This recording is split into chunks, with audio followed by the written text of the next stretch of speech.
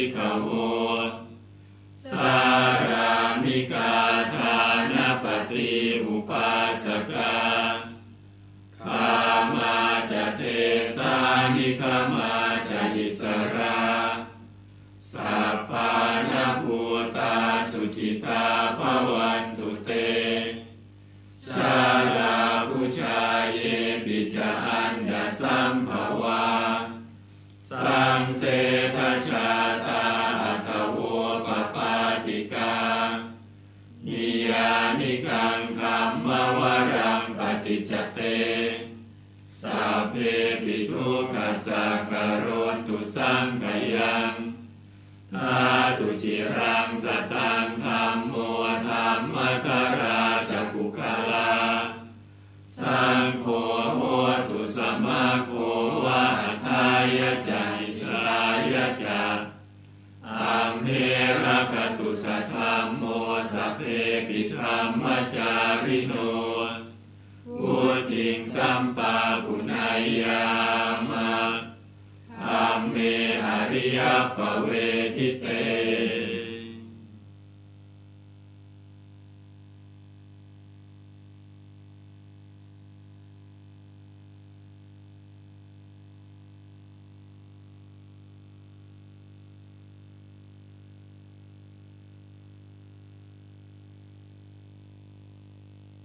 โยเจวะสังเวคาปริจิตนาปาทัญจาพนามะเส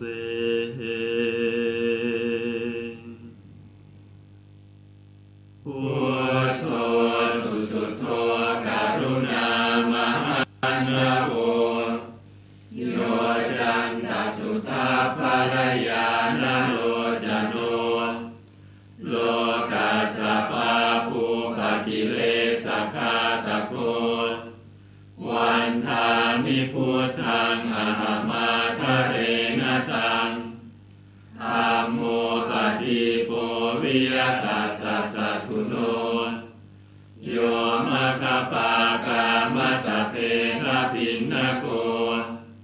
โลกุตโรโยจะตถาตถิปโนวันทามิธัมมังอหมาทะเรนตังสังโฆสุเขตาภยติเขตสัญญิโตโยทิฏฐสันโตสุขตานุโพธโกโลลาปะหิโนอริโยสุเมธโสวันทามิสังฆังอหมาทะเรนตังอิเจวะเมกันตปิปูชนัยยกังวัตถุตยังวันทยตาปิสังขตังปุญญังมยายังมะมะสัพพุปัทถวามาโหตุเวตัสสะปะภาวะสิทธิยาอิทัตตถาคโตโลเกอุปันโนอะระหังสัมมาสัมพุทโธ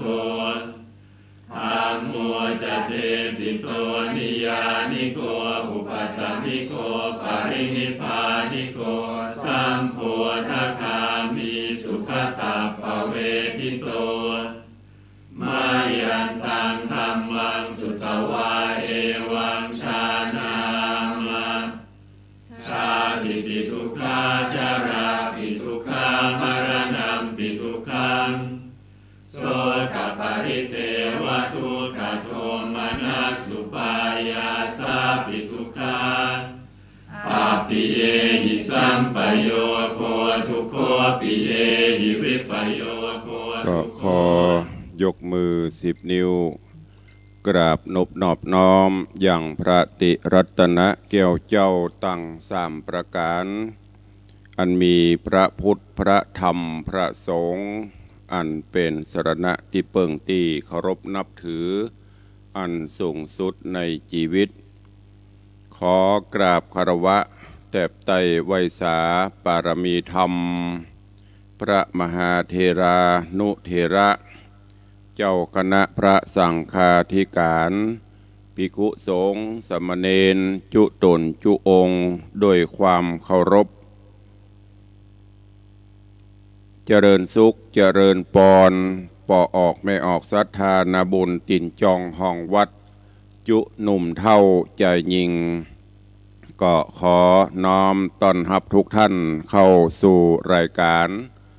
มรดกธรรมกำเมืองต่างสถานีวิทยุกระจายเสียงพระพุทธศาสนาแห่งชาติและสังคมคลื่นเพื่อการศึกษาพระพุทธศาสนาและวัฒนธรรมคลื่นวิทยุสีขาวเพื่อเจ้าประชาคลื่นพระพุทธศาสนาและจริยธรรมส่งสัญญาณกระจายเสียงจากสถานีวัดฝ่ายหินตำบลสุเทพอำเภอเมืองเชียงใหม่จังหวัดเชียงใหม่สถานีวิทยุวัดหนองกายตำบลสันปัญญางอำเภอแม่แตงจังหวัดเชียงใหม่สถานีวิทยุบริการสาธารณะวิทยุ CM77 วิทยุอินเทอร์เน็ตล้านนาสถานีวิทยุพระพุทธศาสนา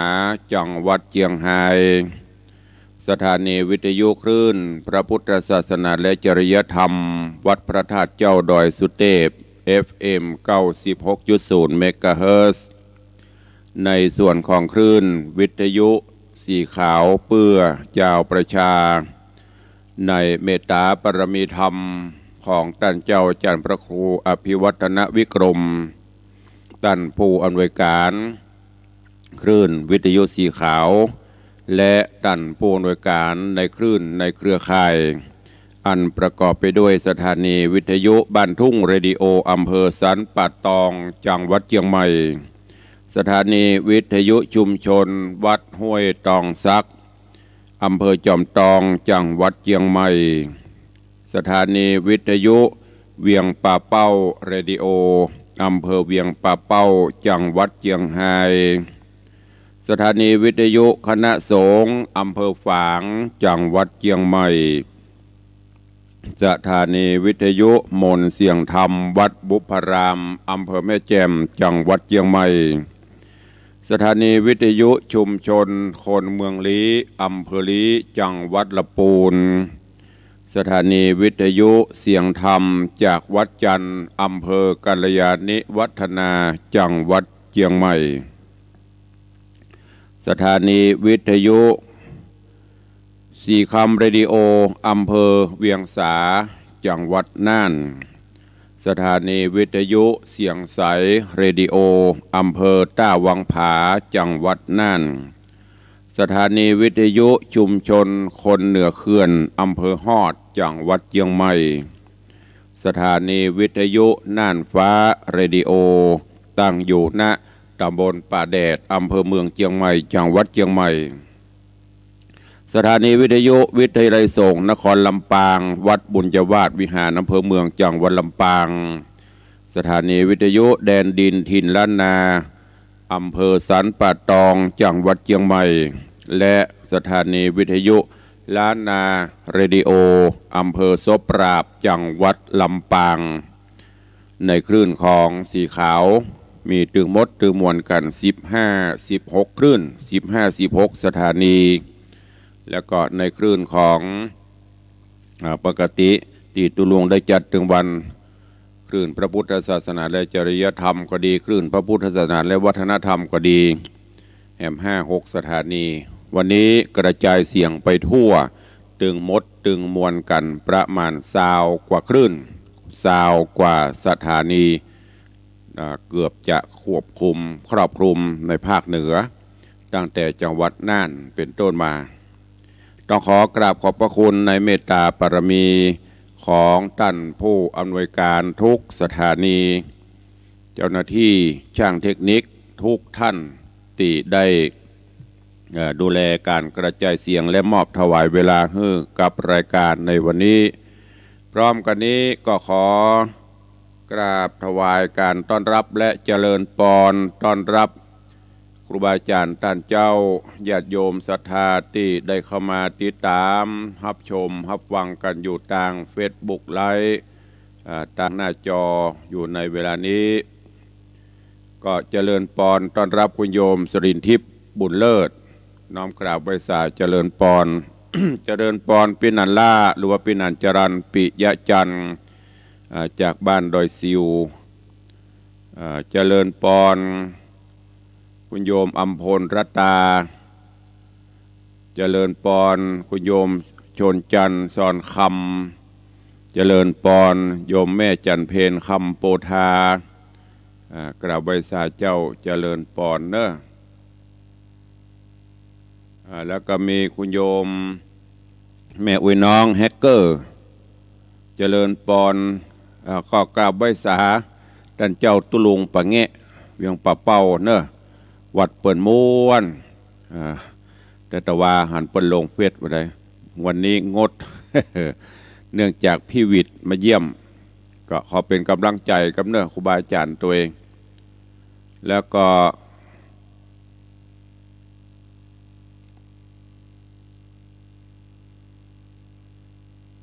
เดี๋ยวก่อนเนอะ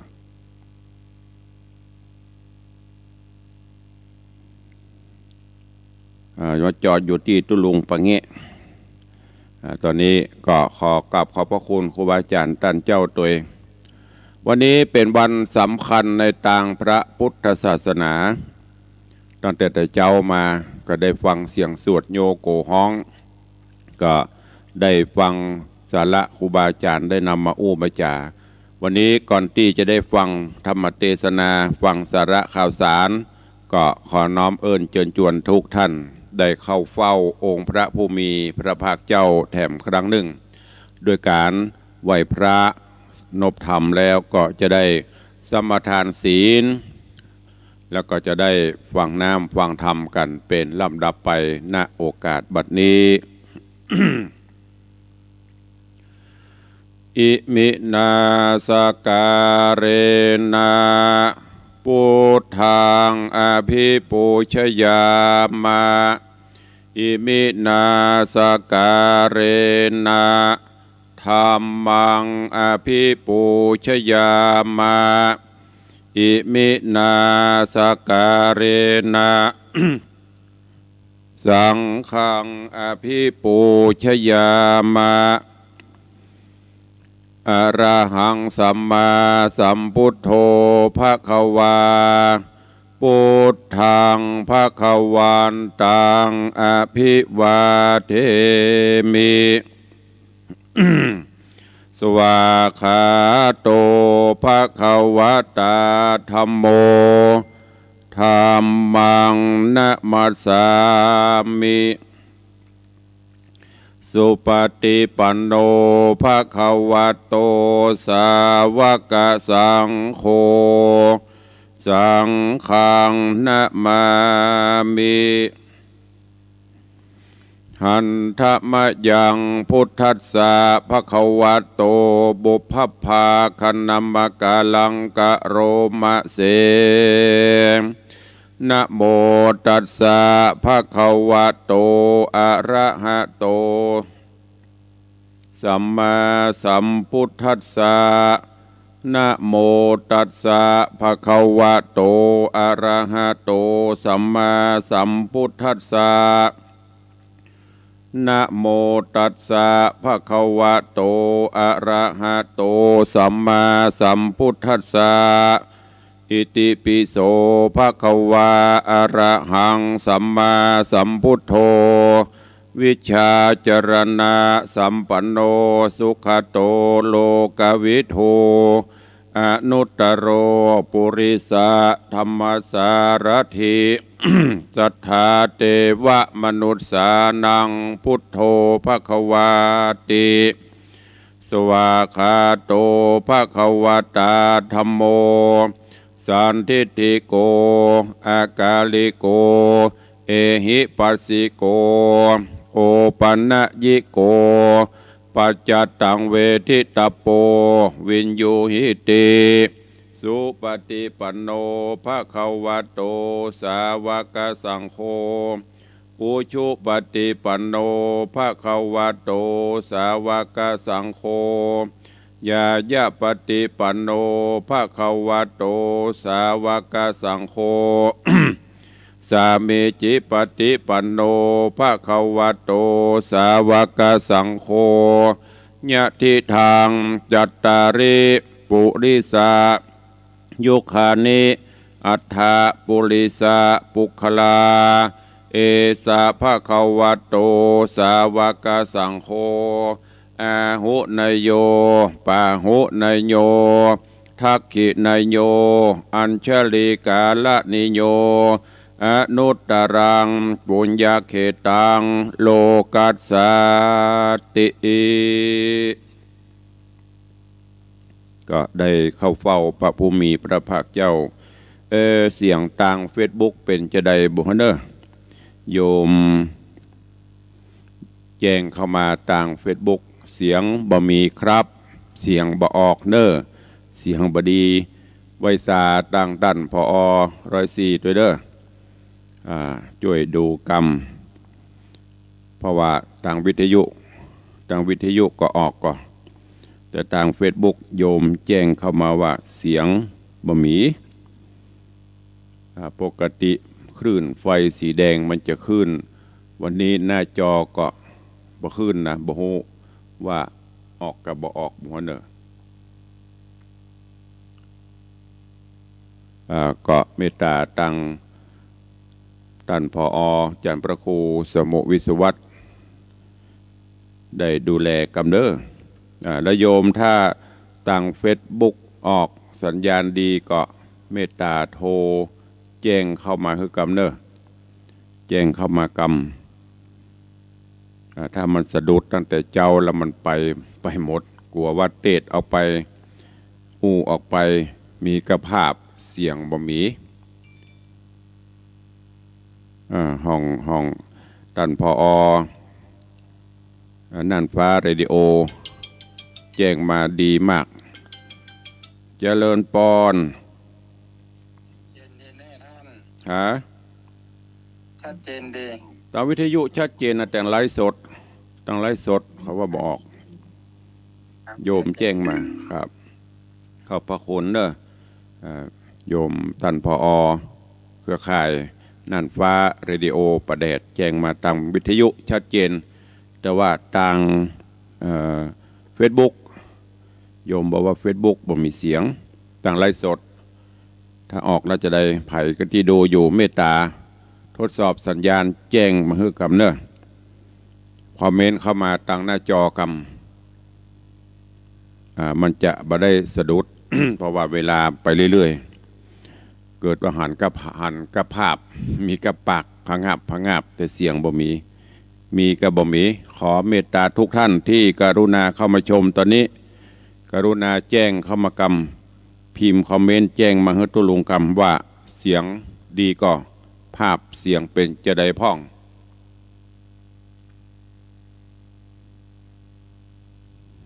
มีใครโทรมีใครแจ้งเข้ามาสักคนถ้าจะเปิดละไว้ก็ปเลี้ยงธนวัฒน์กำลังชมอยู่สัญญาณเป็นจะได้พ่องเสียงเป็นจะได้พ่องเสียงออกกระบอกเมตตาแจ้งเข้ามากำวิทยุออกแต่ตั้งไลฟ์สดดีก่อนตั้งวิทยุไม่มีปัญหาแต่ตั้งเนี่ยตั้งไลฟ์สดสัญญาณดีไหมโยมสันติสุภานนท์มีแต่ภาพเสียงบ่มีเลยครับโมโหเป็นอะไรยังท่านผอ.ไปไหนรับแล้วกะลังเปิดแล้วไว้รับแล้วกะเดี๋ยวเปิดจะแก้เนาะทางวิทยุมีปัญหาเนอะโยมจรัญสุธาแต่ต่างหน้าเฟซบ่ได้ว่ากันไปเนาะเจริญปอนปเลี้ยงก็นั่นน่ะหันกระปากอังงับสาธุครับท่านผอ.ปัตตานีบหูมันเป็นอะไรอย่างพอเนอะเดี๋ยวดังผอ.คงจะแก้ไขท่านอาจารย์พระครูสมุวิศวัตรวรกิจโจผอ.ให้ติดศาสนกิจกะถ้าปกติมันจะอยู่หน้าจอวันนี้เป็นจะได้บหูพอภาพไปก็เอากันเนาะเวลาไปเรื่อยๆวันนี้เป็นวันสำคัญในทางพระพุทธศาสนาวันมาฆบูชาวันพระใหญ่พระหลวงญาติโยมศรัทธานาบุญเนอร์วันนี้ก็งด เว้นอบายมุขทำจิตใจให้ผ่องแผ้วสดใสน้อมจิตน้อมใจบูชาพระรัตนตรัยน้อมจิตน้อมใจเป็นมหากุศลเนอะส่วน บางท่านก็อาจจะลุกแต่เจ้าไปวัดไปวาทำบุญตักบาตรวันนี้ก็เอิญเชิญชวนทุกท่านได้เข้าวัดเข้าวาได้ประพฤติวัดปฏิบัติธรรมโดยพร้อมเพียงกันเนอะแล้วก็อย่างที่ตุลุงได้บอกรณรงค์ไปวันพระวันศีลยิ่งวันนี้เป็นวันสำคัญเป็นจะใดบุคคลเนอะท่านพระครูไปที่ไหนจ้าสัญญาณมีแต่โยมโทรเข้ามามีแต่เสียงมีแต่ภาพไม่มีเสียงเดียวขออนุญาตมันถ้าจะขี้ค้านแล้วก็หลายวันตุลุงก็ไม่ได้ออกเนี่ยแล้วมันวันนี้ซ้ำกระจายเสียงไปทั่วปัญหามีเกิดขึ้นพอไปไหนก็บอกเฮาซ้ำแก้ไขปัญหาบ่เป็นเดี๋ยวขออนุญาตแป๊บนะโทรเข้าหาท่านพอกำเวลาก็ไปเรื่อยๆขออนุญาตแป๊บเดียว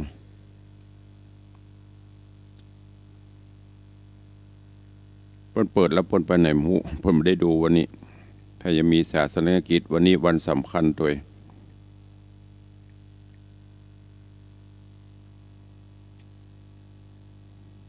เนี่ยปัญหาทุกอย่างมันเกิดขึ้นได้อย่างเพิ่นว่าเนาะตามีหน้าพอหน้าบหันอย่างก็เกิดขึ้นได้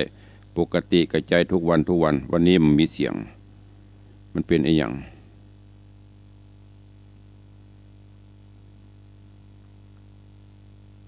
จุมาภัยพี่น้องญาติโยมเด้อต่างหน้าเฟซมันก็ต้องไปพร้อมกันเนาะวิทยุออกชัดเจนทั่วเดี๋ยวถ้าท่านพอบังคับก็พอกระหูไปก่อนสงสัยท่านพอถ้าจะทำวัดอยู่ว่ากันไปเนาะลูกน้องก็ไปอยู่ตัวไม่มีใครก็วันนี้ดังที่ตุลุงได้บอกทุกท่านเนาะนุ่งขาวห่มขาวเข้าวัดฟังธรรมเนอะทุกวัดทุกวาแล้วก็วันนี้สำคัญแห่งวันหนึ่งก็คือต่างล้านนาเฮาก็คือวันเดือนเปงปุดตั้งแต่เที่ยงปลายเที่ยงคืนตะคืนก็มีหลายวัดหลายวาที่เปิ่นได้จัดกิจกรรมบิณฑบาตพระอุปคุตกลุ่มเข้าพระอุปคุตออกบิณฑบาตก็หลายวัดหลายวาส่วนท่านที่ไม่ได้ทำตะคืนก็มาทำในตอนมะเจ้าตอนวันนี้เนาะแล้วก็ภาคค่ำก็จะมีพิธีไหว้พระสวดมนต์มีการไหว้พระสวดมนต์เจริญจิตภาวนาเวียนเทียนบางวัดก็เรียกรอบเจดีย์รอบพระธาตุรอบโบสถ์วิหารเหล่านี้ก็เอิญเชิญชวนทุกท่านเนอถึงแม้จะมีโควิดมาก็จะไปละวัดวาศาสนาให้มัวหมองซึ่งปัจจุบันนี้ ตั้งแต่เกิดโลกมีการเปลี่ยนแปลงตั้งแต่สถานการณ์โรคภัยไข้เจ็บเข้ามานี่ทุกอย่างปรับเปลี่ยนไปหมดวัดวาอารามก็เริ่มจะมองญาติโยมศรัทธากับไปแต่ไปกับฝั่งปิกกันไปพ่องหรือบางท่านก็เอาโควิดมาเป็นข้ออ้างบ่ไปกลัวโควิดลองสังเกตพอจะไปละไปเขาก็ป้องกันยิ่งวันสำคัญเช่นนี้แล้ววันนี้ซ้ำเป็นถึงวันเป็งปุดเป็นวันมาฆบูชาลูกหลานตันเต้าเยาวชนคนดีก็เหมือนกันเนอะจะไปเมากับวาเลนไทน์มอบดอกกุหลาบให้กันแต่วันพระวันศีลบ่ฮู้เรื่องวันอย่างเป็นวันอย่างบ่ฮู้จะไปว่าจะไปประมาทในวัยจะไปวันนุ่มกำนำไม้เรื่องวัดเรื่องวาเป็นของผู้สูงวัยไม่ใช่เพราะมัจจุราชหรืออันตรายต่างๆมันเกิดขึ้นได้กับทุกท่านบ่ได้เว้นว่าอันนี้เท่า อันนี้หนุ่มเปิ้นบ่เว้นเฮาก็ทำไปปฏิบัติไปบุญกุศลนั่นจะเป็นเสบียงต่างนำพาเฮาสู่ที่ดีและธรรมะคำสอนนั่นจะปำนำพาให้ชีวิตเฮาประสบความสำเร็จก็ต้องขอเชิญชวนทุกท่านตัวเองขอบคุณเด้อกับท่านผอ.น่านฟ้าเรดิโอเพิ่นบอกว่าช่วงนี้พายุมีเป็นบางพื้นที่เน็ตอาจจะอินเทอร์เน็ตอาจจะมีปัญหา กับบางท่านก็อาจจะรับได้ก็ว่ากันไปวันนี้ก็จะได้ฟังพระธรรมเทศนาโอวาทะหรือว่าโอวาทคำสอนขององค์พระชินวรสัมมาสัมพุทธเจ้าเนื่องในโอกาสวันนี้เป็นวันมาฆบูชาแล้วก็มีการกระจายเสียงไร้ไป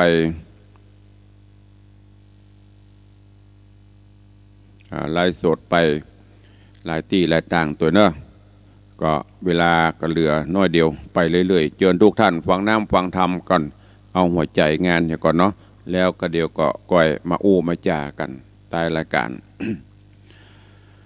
เชิญทุกท่านตั้งจิตตั้งใจฟังธรรมเทศนาในโอกาสวันสำคัญในทางพระพุทธศาสนาวันมาฆบูชาณโอกาสบัดนี้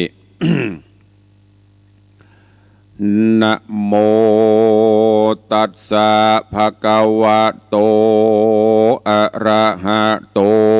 สัมมาสัมพุทธัสสะสัพพะปะปัสสะอาการะนังกุศลสุปสัมปทาสัจจิตะปริโยทะปนังเอตังพุทธานาสาสนันติสาทะโวดุราสัพปุริสะตังหลายทั้งหญิงและชายหนุ่มเฒ่ามีศรัทธาเก้าเป็นประธานต่างมีใจผ่านภายโจมจื่นย่อมือยื่นพร้อมนาอยู่ท่าฟังธรรม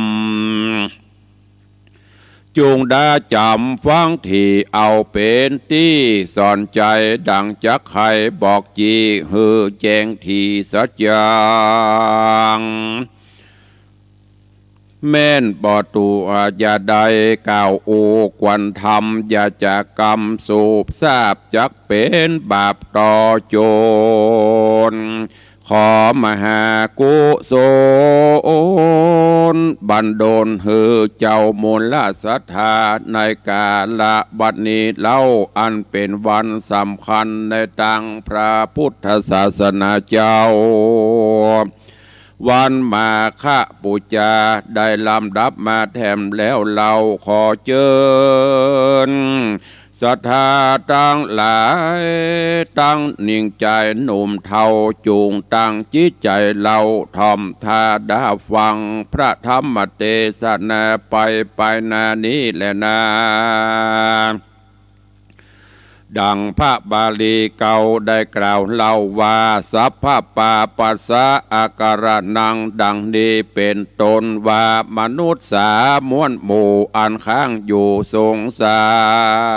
รจงเว้นจากการถอยจ้าอย่ากระทำบาปกราดนานาอันจักบาปอันบาปจักมีมาเกิดใดพระพุทธเจ้า บอกไว้จากใครคือเกิดจากใจเฮาเป็นเก้ากาอย่าเล่าเป็นสองว่าจะป้องติดต่อนับเป็นคอท่วนสามก็คือเป็นคอทวนสามกายวาจาใจกันใจบอกงามกระยาบกระทำบาปหึกนาได้ฆ่าสัตว์นานาหน่อยใหญ่ฆ่าเป็ดฆ่าไก่งัวควายฆ่าหญิงฆ่าใจบาปกราฆ่าจ้างม้าโม ตังนกหนูใหญ่น้อยเนี่ยบาปถอยเหลืองแหงตังมดดำมดแดงบอบไว้ใจเอาไม้มัวดำ เนียพิษธรรมหยาบจ้ากันสร้างบาปกรากับตัวจักปะมัวเมื่อซอยได้ตำก้อยเครื่องเขีมตกอเวจีต่ำไตได้เอาไม้ขึ้นวันและนาแถมประการนึ่งใส่บาปจักเกิดได้มีมาคือใจปาลาบ่ยานลักของตานผู้อื่นอันเขาบ่ยื่นย่อปันใจแห่งมันปันบาโลภที่ป่าจ้าเสียผีพ้องบ่ดีลำบอกโคดหัวออกโคดหัวตะวะออกโลภต่างเตียวพองใจเลวหุ่มหีโลภเอาที่สาทานอันเป็นสถานหน้าหมู่พองจริงลู่เอาเขตวัดอันเป็นอานัตของทรงบ่ได้โปร่งอนุญาตเป็นบาปขนาดนักลายการว่าตายมวยมังบาปอันใดสร้างดำบัวจักป่าตัวนั่นตกรอดดันอเวจีสะบวยทุกขีหลายแหล่บ่เว้นแวคืนวันและนาแถมประการหนึ่งเล่าคนหนุ่มเท่ายิงใจกวนคานิ่งหมายขวาดหูว่าบาปจะเกิดอยู่กับตัวเกิดใจเมามัวถอยไหลเนี่ยบาปใบต่างกาเมนีละเสียกู้ปองเกยร่วมห้องกันมาไปสิเนหาผู้อื่นบ่โจมจืนผัวเมียโดนบาปจักบันดลตอบใส่หือตกให้จังไรกันพูดใดเนี่ยดังอันครอบครัวนั้นก็จักยอมเดือดฮอนทุกบ่ผ่อนเครื่องขีมบ่เป็นดีแตกมางได้อย่าห่างกันไปหือเครื่องใจลำบากปาทุกยากตัวมาและนาแถมประการหนึ่งเล่าบาปมนเศร้าจะเกิดมาก็ย้อนว่าจะเป็นเหตุดังพระหักเทศนาว่าสัตว์โลกใดต่างหลายพ้องก็ตายย้อนกรรมปากพ้องก็สุขมากย้อนกรรมจาอันว่ากรรมอู้นี้นาบ่ไรมีกุลและโทษใดเสมอกันจักไข่ปันบอกกล่าวหือหูข่าวยาวโอไปว่าการพูดใดบ่สุภาพปากพ้องบ่สุภาพกล่าวกำหยาบจะแข่งจากกำแห่งตีต่อยเป็นกำถอยนาหรือจามุสาแล้วโสดจักมีโทษเต็มตัวได้หมองมัวเอาไม้ปาหือใดเครื่องขีบ่เป็นดีสักยาตุกต้องปาดตัวมา คนจักป่ากันใกล้หรือเบื่อหน่ายจังหลายบ่เป็นสหายมิดแก้วเบื่อหน่ายแล้วบิดหน้าดีแย้มเครื่องขี่ยากไหลหรือภัยเอาไม่มีมาได้เครื่องกาต่ำก่อยทุกจ่องหอยมาจูภัยบ่อินดูช่วยกรรมจูช่วยพร่ำขุนนาย้อนกรรมจานั้นเราเป็นเหตุเก้าป่าวายและนาแถมประการหนึ่งบาปจะเกิดได้มีมาคือความละสาประมาทหือเราหยาดลงต้องแล้วก็มาด่าห้องยิงใจเสียสติลายใจจาเงี่ยไข่นาตัวเก่าอันว่าน้ำเราสุราการพูดได้นาลื่นสู่มากดื่มอยู่ตั้งวันโทษแห่งมันบ่ไรคือเป็นพยาธิใดกับตั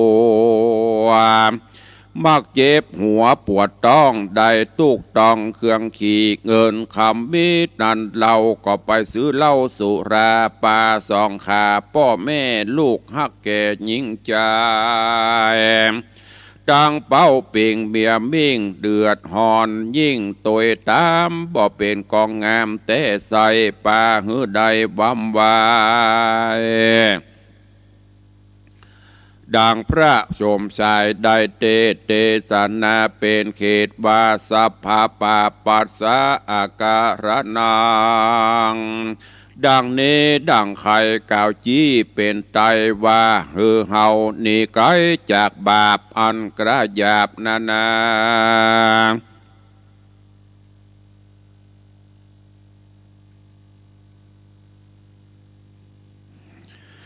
จากบาปนานากุศลสูปสัมปทาจุงมามีใจมนัสสาภายโพดสร้างไว้แต่ต่างดีบุญกุศลมีอย่าได้ขาดบ่ประมาทยามใดคือมีใจบ้องแผ่วเป็นดังแก้วประภาอันว่าใจนินาเป็นเก้ากาญานันเล่าเป็นขาใจดังว่าไว้ดีเลการใจเฮาดีพาเสดยอมปาเฮือเกิดเจยบานสุขสำราญจื่นจ้อยบ่ตำก้อยเครื่องกาเทิงกาญาเฮานี่ตุกเสียงตีบ่พรบ่ได้ย้อนการงานแต่ใจเจยบานโจมจืนบ่มีตุกอื่นอันใดมาอยู่ในใจนั้นเราก็ยังสุขเที่ยงเต้าดีลีสุขอันมีปืนฟ้าบ่ว่าแหล่งละแดนใดจักเหมือนสุขใจตัวเก่าบ่มีแต่เล่าโลกาดังโบราณจาก่าวอูวากับที่อยู่นั้นใส่ยังโอดอยู่ได้เมินนานไปกับกี่จอมหัวอกหัวใจจากโอดไปอยู่ไปหัวใจบินบางจากตายมวยม้างเป็นไม้และนาตัดสมาเหตุนั้นใส่พระพุทธเจ้าแห่งเราลา ได้จ่าสอนมากล่าวไว้ว่าฮือโคนโลกไตยิ่งใจมีใจภายโจมจื้นปีติตื่นเจยบานอย่าฮือภัยมานกระยาบมาขนาบใจตนไปต่างอากุศลหยาบจ้าพิจากศีลห้าดิลีกึดแต่ต่างดีผาเสดว่ากองอันเลิศศีลสายปฏิบัติไปบ่ถูกต้องกันพิจากจองวิในกองก็จักปองเสียมใบปฏิบัติไข่เป็นแก่นฮือถูกแม่นเป็นจริงมันเกิดการเน่งข้ามเจ้าแถมประการหนึ่งเล่าอย่าประมาทมีเปลี่ยนบอกขาดตั้งบุญเฮือตานหนุนจะใจสร้างบุญไว้กับตัวจากได้สุขนวลนิรันดร์จืนจอยดังไฟห้อยปรารถนาขอศรัทธามวลหมู่อันอยู่ฟังธรรม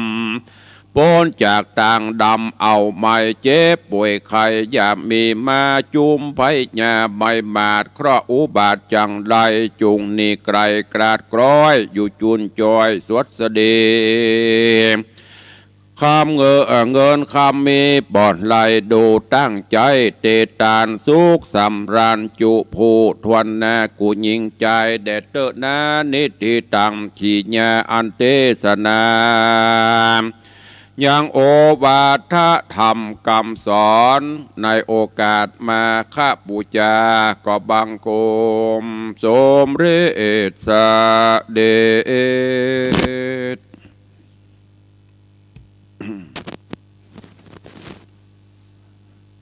วันนี้ก็เป็นวันสำคัญ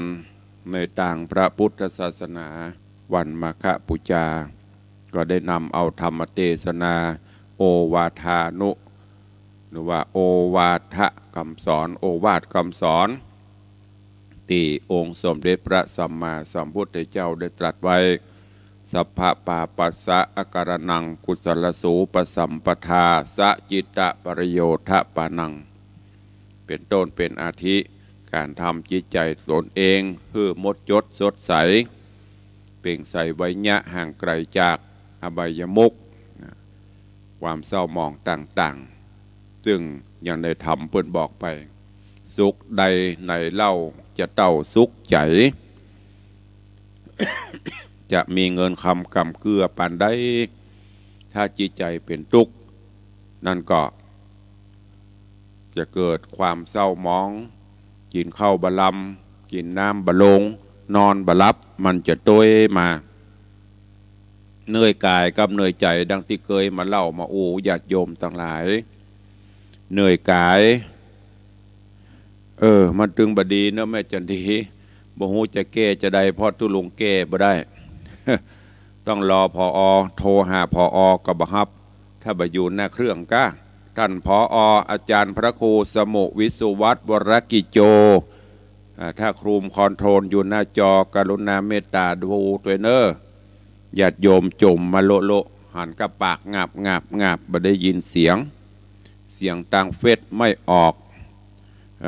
ก็จะโกรธปตะใดก็กลัวมันบดีเพราะว่าในเวลานี้คือต้องเปิ่งท่านผอ104ดูแลก็จิตใจทำให้เบิกบานแจ่มใสเนอะลดละเลิกอบายมุขความกระกรุ่มเล่ารุมอย่างต่างๆทำจิตใจให้เบิกบานเฮาเหนื่อยกายเต็มที่แต่ถ้าใจเฮาเบิกบานนอนหลับสบายกินข้าวลำกินน้ำลงอยู่แต่ถ้าหากว่าจิตใจเฮาเหี่ยวห่อเหี่ยวนี่จะมีเงินมีคำมีเข้ามีของป่านได้ก็จังเตอะกินก็บ่ได้นอนก็บ่หลับเป็นกำกึดอยู่หั่นก็ต้องฝากไว้กับญาติโยมต่างหลายเนาะโทรหาหลวงพ่อโทรหาท่านพระครูผอ104ก็บ่รับออกไปทางแอบแสดงว่าเปิ้นถ้าจะมีศาสนกิจเนอะก็ต้องขอ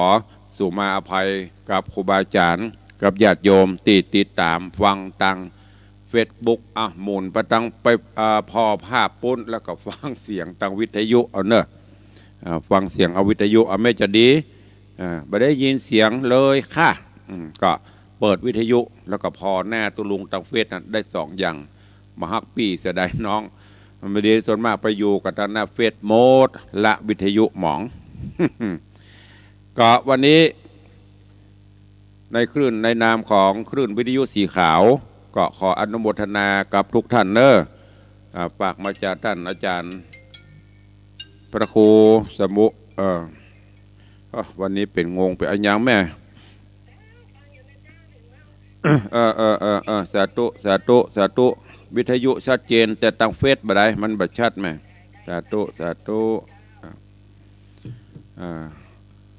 วันนี้เป็นงงไปหมดอันนี้ก็บดีอันนั้นก็บอกมันบ่มีสลิปหลงลืมท่านพระครูอภิวัฒนวิกรมท่านผอและคณะกรรมการบริหารตลอดจนญาติโยมศรัทธาเนอะขอบคุณทุกท่านที่ได้ไปร่วมบุญกุศลที่ดอยม่อนพระศรีสองเมืองเปิดได้ตานโต๊ะตานอย่างต่างๆเก้าอี้ไว้ประจำเมื่อวันที่13-14ญาติโยมก็ถามตุลุงไปไหนเปิ้นถ่ายทอดสด13-14ตุลุงก็ลวดเปี่ยงมาถึงวันที่15ตัวแหมเจ้า3เจ้าก็มาได้จัดรายการวันนี้มาปะกับวันพระวันศีลตัวขอบคุณเนอะบุญกุศลกินตานสร้างบารมีธรรมไปเถอะ ก็จะได้เป็นบุญเป็นกุศลกับทุกท่านตัวในส่วนของต่างวัดวังสิงคำเฮาก็เช่นเดียวกันเนอะตอนนี้กำลังปรับปรุงตัดต้นไม้ที่มันเติกหักไปดันห้องน้ำเก่าออกแล้วก็วันพัดนี้รถแมคโครก็จะเข้าเพื่อที่จะปรับพื้นที่แล้วก็สร้างห้องสุขาห้องปลดทุกข์กันใหม่ก็มีญาติโยมมาร่วมโมทนาบุญกันเรื่อยๆก็ต้องขออนุโมทนาบุญขอบคุณโยมแม่จงดีคณาวณิชโยมชินาภากลิ่นหอมโยมลลิตศิรินสว่างบงโยมวรพันธ์เล็กโตรวมมูลทำบุญ60 บาทยายลาดูการดี ร่วมทำบุญ100 บาทโยมอเนกโยมบรรเย็นอินตาพรหมบ้านม่วงเขียวร่วมทำบุญ100 บาทโยมป้อทอนแม่ทองใบโปธาบ้านบะขุนหวานสันปะตอง100 บาทป้อถนอมแม่รสรินยาน้อยบะขุนหวานร่วมทำบุญตะไดมวนเนออยู่ในซองบนบะเขียนไว้หน้าซองโยมแม่พันนีตาคำร่วมทำบุญบ้านไซมูลแม่ก้าร่วมทำบุญ100 บาทคุณโยมบรรนูนพร้อมคณะญาติบ้านป่าเป้านอกตะวานี้ไปกินนิมนต์ทำบุญบ้านเปิ้นรวบรวมญาติสนิทมิตรสหายทำบุญมาแถม 4,130 บาทขอบคุณอนุโมทนาเนอะแล้วก็มีแม่บ้านปออกไม่ออกบ้านประคุณหวานขอบคุณอนุโมทนาแม่บัวพัดคำเรือนหรือคำเขียนถ้าผิดอันผิดสู่มาด้วยเนอะรวมทำบุญอุทิศทานไปหาแม่จันอย่างเนี้ยเขียวหนองควายอีกะ ถ้าผิดสู่มาโดยเพราะบนเขียนบัตร100 บาทนางสาวนันทิพัฒน์อินพิบาล100 บาทอันนี้เป็นได้นามผู้ที่ร่วมบุญกุศลมาอันนี้เปิ้นเขียนมาหลายอย่างนะแม่บัวพัดคำเรือนค่าเรือนคำเรือนเนี่ยตานไปคือปนันคำแหมร้อยแม่แจมจันสีเทาะสีล้อมขุนหวานอันนี้ตานไว้ไปแน่ของแม่บัวพัดเหมือนกันแล้วก็มีโยมพิสารโยมนนทิชาเสียงหานร่วมทำบุญมาตัวคุณโยมพิทักษ์โยมอัมพันอุดมสุขบ้านสันเหนือสันกระแปงร่วมทำบุญ 1,000 บาทนี่เป็นเจ้าภาพที่ร่วมมาบรรลุเนอะแล้วก็มีโยมป้อบุญธรรมแม่รัตนาสั่งคำฟั่นจากเวียงป่าเป้าวปปร่วมทำบุญมา500 บาทแต่คืนนี้ไข่ลายแจ้งเข้ามา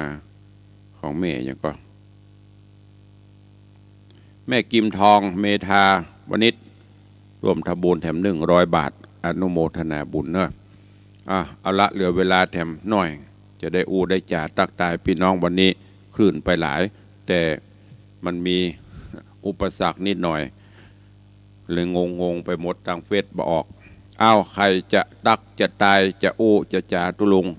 หรือจะร่วมบุญกุศลสร้างห้องปลดทุกข์กับตุลุงเข้ามาได้เนอะเอาแบบน้อยๆกันคนน้อยเนอะวันนี้หลายเอาเจริญปอนแม่เลี้ยงทัดพิชาสุสิงคำ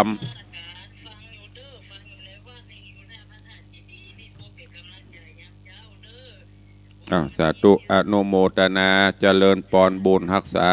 สาธุเจริญปอนสายต่อไปกันคนน้อยเขาตุลุงตื่นมานัก FC ตุลุงบหลายหายไป4-5 คนสายที่1ไม่เลี้ยงบละวันนี้ยิงสัญญาณไปถึงปุ่นเมืองน่านปุ่นสายที่2แม่ปันมีงานเจริญปอนวันนี้วันพระสินใหญ่เทียนหลวงเนาะอ่อนเข้าไปวาดละสาธุอนุโมทนาเนอบุญรักษาขอบคุณสายที่2แม่ปันมีงานเอาแบ่งกันคนละน้อยสายที่3มีไหมเจริญปอนโยมปเลี้ยงธนวัฒน์สุสิงคำไว้สาครับไว้สาครูบาท่านเจ้าตนจุองค์แล้วก็FT นักศิลป์นักบุญตัวได้จิตใจว่าบุญนี้เข้าวัดวังสิงคำจิตใจได้สบายแต่วันนี้ต้องเรื่องเทคนิคเรื่องคอมพิวเตอร์นี่ต้องเข้าหาวัดสายหินปานไหนบ่ฮู้ถ้าจะมิ่งลับกะก็ว่าปานไหนบ่ฮู้ใจดีตุ้มลุงเอาบ่ได้กันไล่แล้วหายไปหลายวันเปิดขึ้นแล้วก็หายเซฟจะเลินปอนขอบคุณโยมปเลี้ยงบุญรักษาสุขภาพแข็งแรงเปิดไว้แล้วก็หายเซฟบ่ได้ทิปวันนี้เจริญปอน เจ้าจะหอมอย่างก็ห้องแม่หยังบุญญาลาภสมจ้าเนาะหาว่าชัดๆนอนอยู่กันน่ะมานอนเจ้าแม่หยังก่อบุญญาลาภสมจ้าบุญญารัตน์เจ้ายอผู้หญิง2ตัวเจ้าบุญญารัตน์สมจ๊ะอีกอ่ะสมจ๊ะ100 บาทนะเจ้าบ้านหยังบ้านไซมูลเจ้าไซมูลสับปะตองนี่กะก็ว่าหางดงตำบลแม่กา1 ล้านบาทเนาะสาธุอนุโมทนาเด้อบุญรักษาบุญรักษาขอบคุณโยมแม่บุญญารัตน์สมจ๊ะบ้านไซมูลสันปะตองร่วมโมทนาบุญ100 บาทเอาเจริญปอนว่าเร็วมียังฟังอยู่สาธุอนุโมทนาฟังอยู่กับฟังอยู่ถ้าการที่มีฟังไปเนาะการทำใจได้ยังเอาปนานประเสริฐบาได้เจริญปอนเอารัวเลยที่เขาไปสังหลักประโยชน์ที่เขาโอ้ฟังชัดเจนดีครับเนาะได้ยินเสียงตุลุงเด้อโอ้เดี๋ยวดีใจครับสาธุเด้อบุญรักษาเป็นลูกโพลุงใส่แกอุปสมบทต่อไปนะครับเด้อสาธุขอบคุณปนานประเสริฐจากนาน้อยจังหวัดน่าน FC แฟนพันธุ์แท้ติดตามอยู่ตลอดเอาเหลือเวลาอีก2 นาทีใครมีเจตนาใครสร้างห้องปลดทุกข์กับตุลุงเนอะตุลุงก็บอกไปอย่างเนี้ยแล้วแต่ผู้มีบุญได้สร้างบุญบารมีร่วมกันมาถึงได้ปะกันใครจะร่วมเป็นเจ้าภาพกระเบื้องปูพื้นกระเบื้องปูฝาผนังกล่องละ500 บาท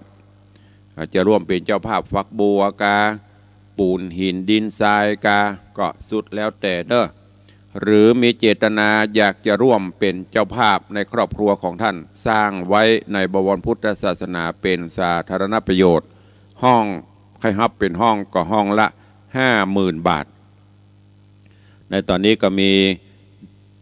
1ของตุลุง1ห้อง2ของ3ของพ่อเลี้ยงธนวัฒน์แม่เลี้ยงทัดพิชาสุสิงคำเป็นเจ้าภาพ2ห้อง 100,000 บาท3ของโยมอาจารย์แม่มรกต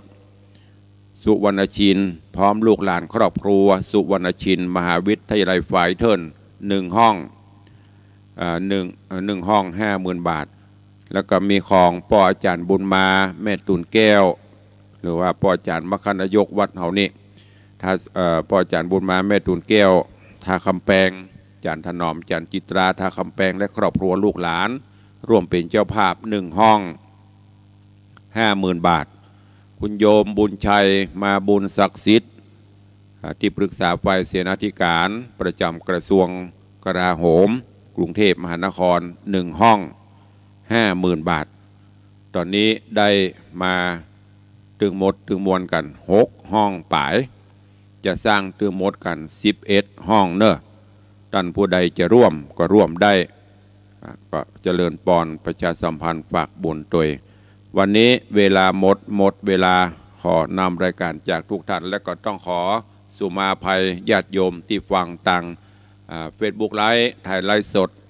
เมื่อจากวันนี้ขัดข้องทางเทคนิคหันกระปากบังงับ ไม่มีเสียงพอก็ไปไหนบ่ฮู้ไปหลบมุมหลับที่ไหนก็บ่ฮู้ โทรหาก็บ่รับถ้าจะเปิดละบางท่านแล้วก็ไปทำกิจวัตรของเปิ้นวันนี้วันสำคัญญาติโยมมาทำบุญต้องขอสุมาภัยครูบาอาจารย์ตัววันนี้ขอ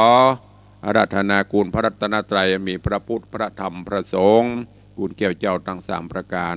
เตปาหักสิ่งศักดิ์สิทธิ์ทั้งหลายพิบาลปกปักรักษาทุกท่านเนอะอยู่ดีมีสุขเจริญไปโดยจตุรพิธพรชัยอันมีอายุวันนะสุขะพละทุกทิวาลตีกาลนานเทินอายุวันโนสุขังปะลัง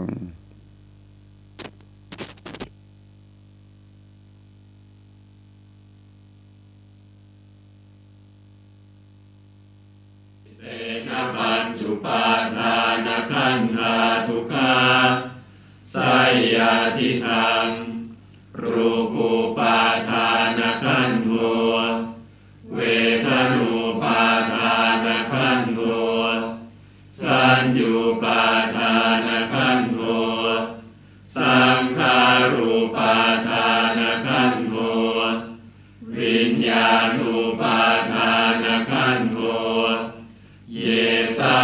ริญญายะคารมาโนโสภควาเอวังพหุลังสาวเกวิเนติเอวังภาคาจะปนัสสะภะคะวะโตสาวเกสุอนุสาสนีภาหุลาภวัตติรูปังอนิจจัง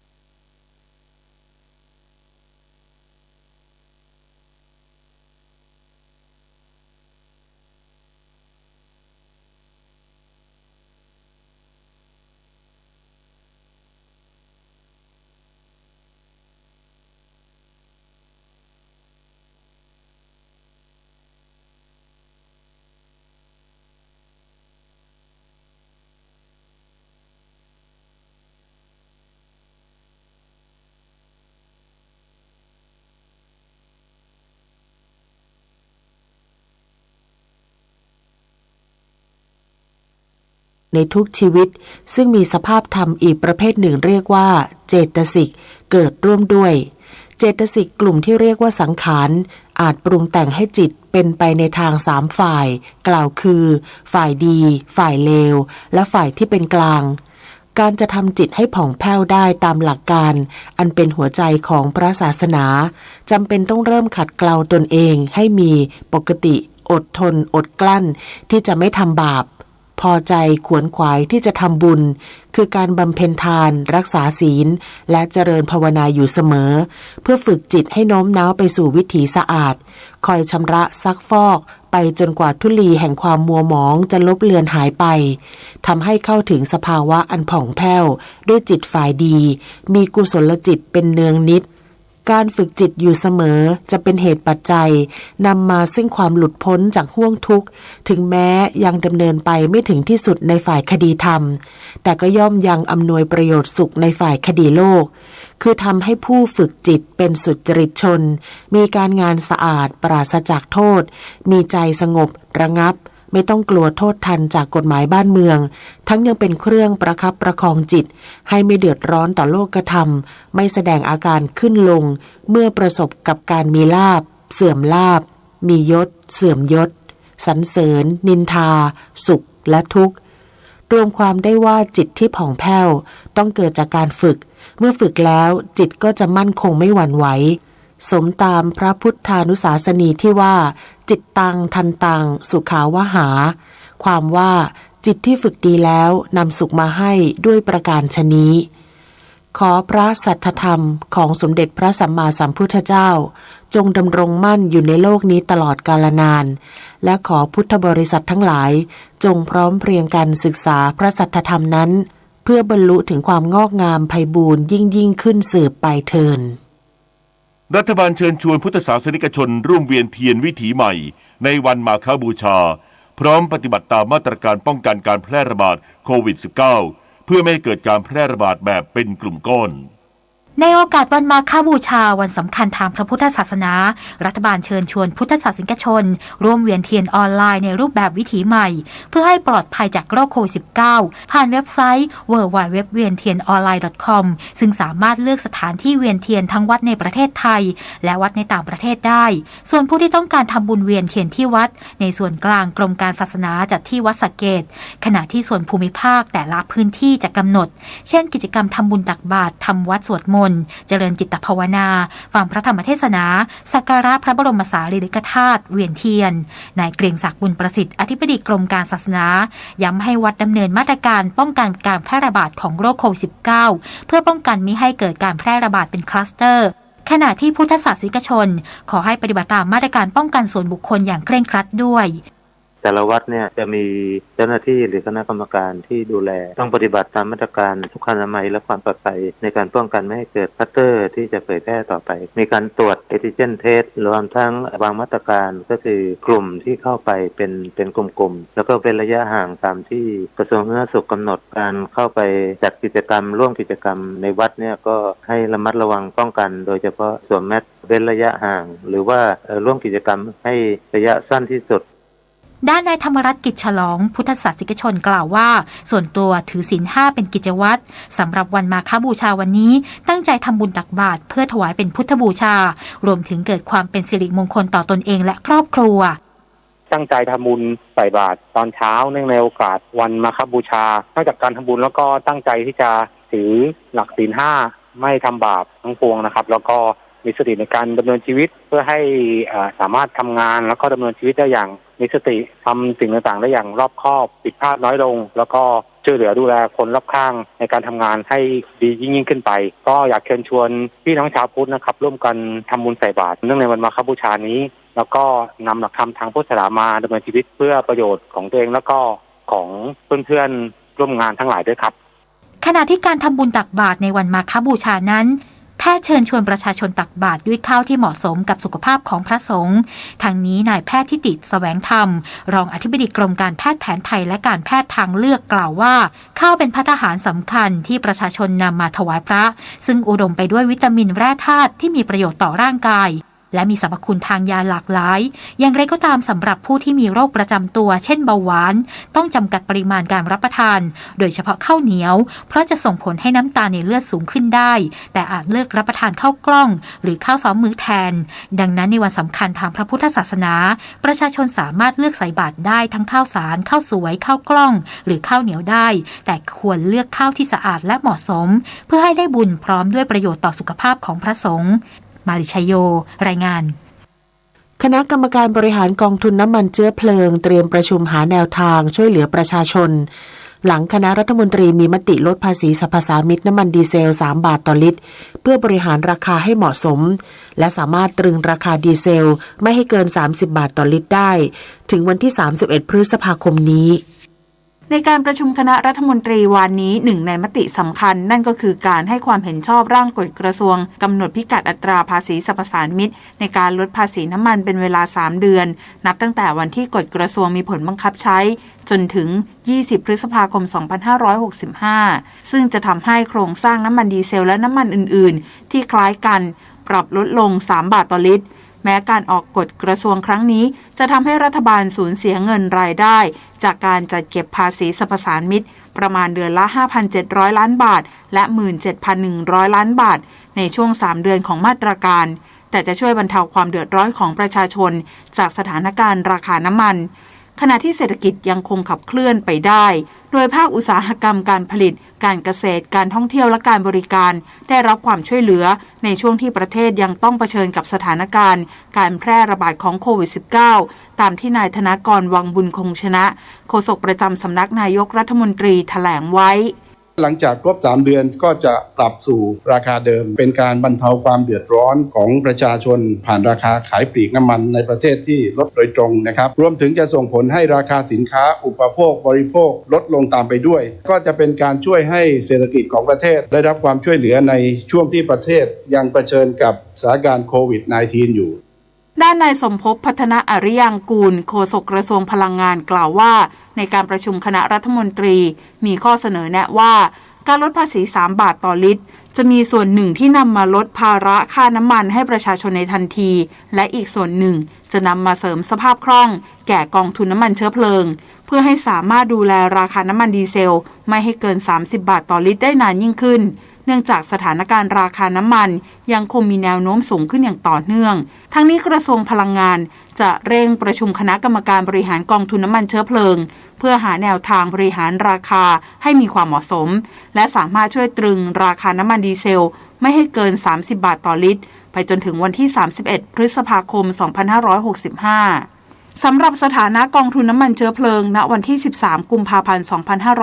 2565ติดลบอยู่กว่า 18,000 ล้านบาทดังนั้นการบริหารจัดการส่วนลดภาษีสรรพสานมิตน้ำมันในครั้งนี้คณะกรรมการบริหารกองทุนน้ำมันเชื้อเพลิงจะพิจารณาดำเนินการอย่างรอบคอบและเกิดประสิทธิภาพสูงสุดกัลยาคงยั่งยืนรายงานกฟผ.เดินหน้าโครงการโซลาร์เซลล์ลอยน้ำเขื่อนอุบลรัฐสนับสนุนการผลิตไฟฟ้าด้วยพลังงานสะอาดและมุ่งสู่เป้าหมายความเป็นกลางทางคาร์บอนนายประเสริฐศักดิ์เชิงชวโนรองผู้ว่าการพัฒนาโรงไฟฟ้าและพลังงานหมุนเวียนการไฟฟ้าฝ่ายผลิตแห่งประเทศไทยหรือกฟผ.เปิดเผยว่ากฟผ.เตรียมเดินหน้าโครงการโซลาร์เซลล์ลอยน้ำไฮบริดเขื่อนอุบลรัฐจังหวัดขอนแก่นขนาดกำลังผลิต24เมกะวัตต์ผลิตไฟฟ้าในรูปแบบไฮบริดจากพลังงานแสงอาทิตย์และพลังน้ำจากเขื่อนเพื่อเสริมการผลิตไฟฟ้าให้เป็นไปอย่างต่อเนื่องและมีประสิทธิภาพหลังโครงการโซลาร์เซลล์ลอยน้ำไฮบริดเขื่อนสิรินธรจังหวัดอุบลราชธานีขนาดกำลังผลิต45เมกะวัตต์ซึ่งเป็นโครงการแรกแล้วเสร็จสามารถจ่ายไฟฟ้าเข้าระบบเชิงพาณิชย์แล้วเมื่อวันที่31ตุลาคม2564ทั้งยังพบว่าการผลิตไฟฟ้าในรูปแบบไฮบริดสามารถสร้างเสถียรภาพด้านพลังงานไม่กระทบต่อระบบนิเวศใต้น้ำและสิ่งแวดล้อมอีกทั้งการผลิตไฟฟ้าจากพลังงานสะอาดยังเป็นส่วนหนึ่งในแผนดำเนินงานเพื่อมุ่งสู่เป้าหมายความเป็นกลางทางคาร์บอนอย่างเป็นรูปธรรมโดยช่วยลดการปล่อยก๊าซคาร์บอนไดออกไซด์ได้ถึง 47,000 ตันต่อปีวันนี้มูลนิธิแพทย์อาสาสมเด็จพระศรีนครินทราบรมราชชนนีหรือพอสวออกให้บริการประชาชนในพื้นที่จังหวัดนครนายกที่หมู่7วัดท่าประดิษฐ์ตำบลท่าเรืออำเภอปากพลีจังหวัดประจวบคีรีขันธ์ที่หมู่3บ้านท่าใหญ่ตำบลชัยราชอำเภอบางสะพานน้อยจังหวัดระยองที่หมู่2ศาลาสร้างสุขตำบลพนานิคมอำเภอนิคมพัฒนาจังหวัดหนองคายที่หมู่6บ้านโนนสง่าตำบลสะไครอำเภอสะไครจังหวัดบึงกาฬที่หมู่9โรงเรียนสีชมพูวิทยาตำบลสีชมพูอำเภอโซ่พิสัยส่วนหน่วยทันตกรรมเคลื่อนที่เพื่อประชาชนได้โอกาสพอสวออกให้บริการประชาชนในพื้นที่จังหวัดลำพูนที่หมู่3โรงเรียนปงแม่ลอบสาขาบ้านห้วยเฮียตำบลทาแม่ลอบอำเภอแม่ทาที่หมู่5โรงเรียนปงแม่ลอบสาขาบ้านห้วยห้อมตำบลทาแม่ลอบอำเภอแม่ทาและที่หมู่6ศูนย์การเรียนรู้ชุมชนชาวไทยภูเขาบ้านขุนก๋องตำบลทาแม่ลอบอำเภอแม่ทาจึงขอเชิญชวนประชาชนในพื้นที่ดังกล่าวไปรับบริการโดยไม่เสียค่าใช้จ่ายใดๆต่อจากนี้ไปขอเชิญรับฟังไทยคู่ฟ้าค่ะรัฐบาลบรรเทาความเดือดร้อนของประชาชนโดยเห็นชอบร่างกฎกระทรวงกำหนดพิกัดอัตราภาษีสรรพสามิตเพื่อปรับลดอัตราภาษีสรรพสามิตน้ำมันดีเซลจากเดิม6 บาท 44 สตางค์เป็น3 บาท 44 สตางค์สำหรับน้ำมันดีเซลที่มีไบโอดีเซลประเภทเมทิลเอสเตอร์ของกรดไขมันผสมไม่เกิน4%จากเดิม6 บาท 44 สตางค์เหลือ3 บาท 44 สตางค์ที่ผสมเกิน4%แต่ไม่เกิน7%จากเดิม5 บาท 99 สตางค์เหลือ3 บาท 22 สตางค์และที่ผสมเกิน7%แต่ไม่เกิน9%จากเดิม5 บาท 93 สตางค์เหลือ3 บาท 17 สตางค์โดยให้มีผลตั้งแต่วันที่กฎกระทรวงใช้บังคับถึงวันที่20พฤษภาคม2565รวมระยะเวลา3เดือนเพื่อให้โครงสร้างราคาขายปลีกน้ำมันดีเซลปรับลดลงประมาณ3 บาทต่อลิตรค่ะสื่อสารภารกิจรัฐบาลกับสำนักโฆษกสำนักเลขาธิการนายกรัฐมนตรีเราจะสืบสารรักษาและต่อยอดและครองแผ่นดินโดยธรรมเพื่อประโยชน์สุขแห่งอาณาราษฎรตลอดไปพระปฐมบรมราชโองการพระบาทสมเด็จพระเจ้าอยู่หัวในพระราชพิธีบรมราชาภิเษกเมื่อวันที่4พฤษภาคมพุทธศักราช2562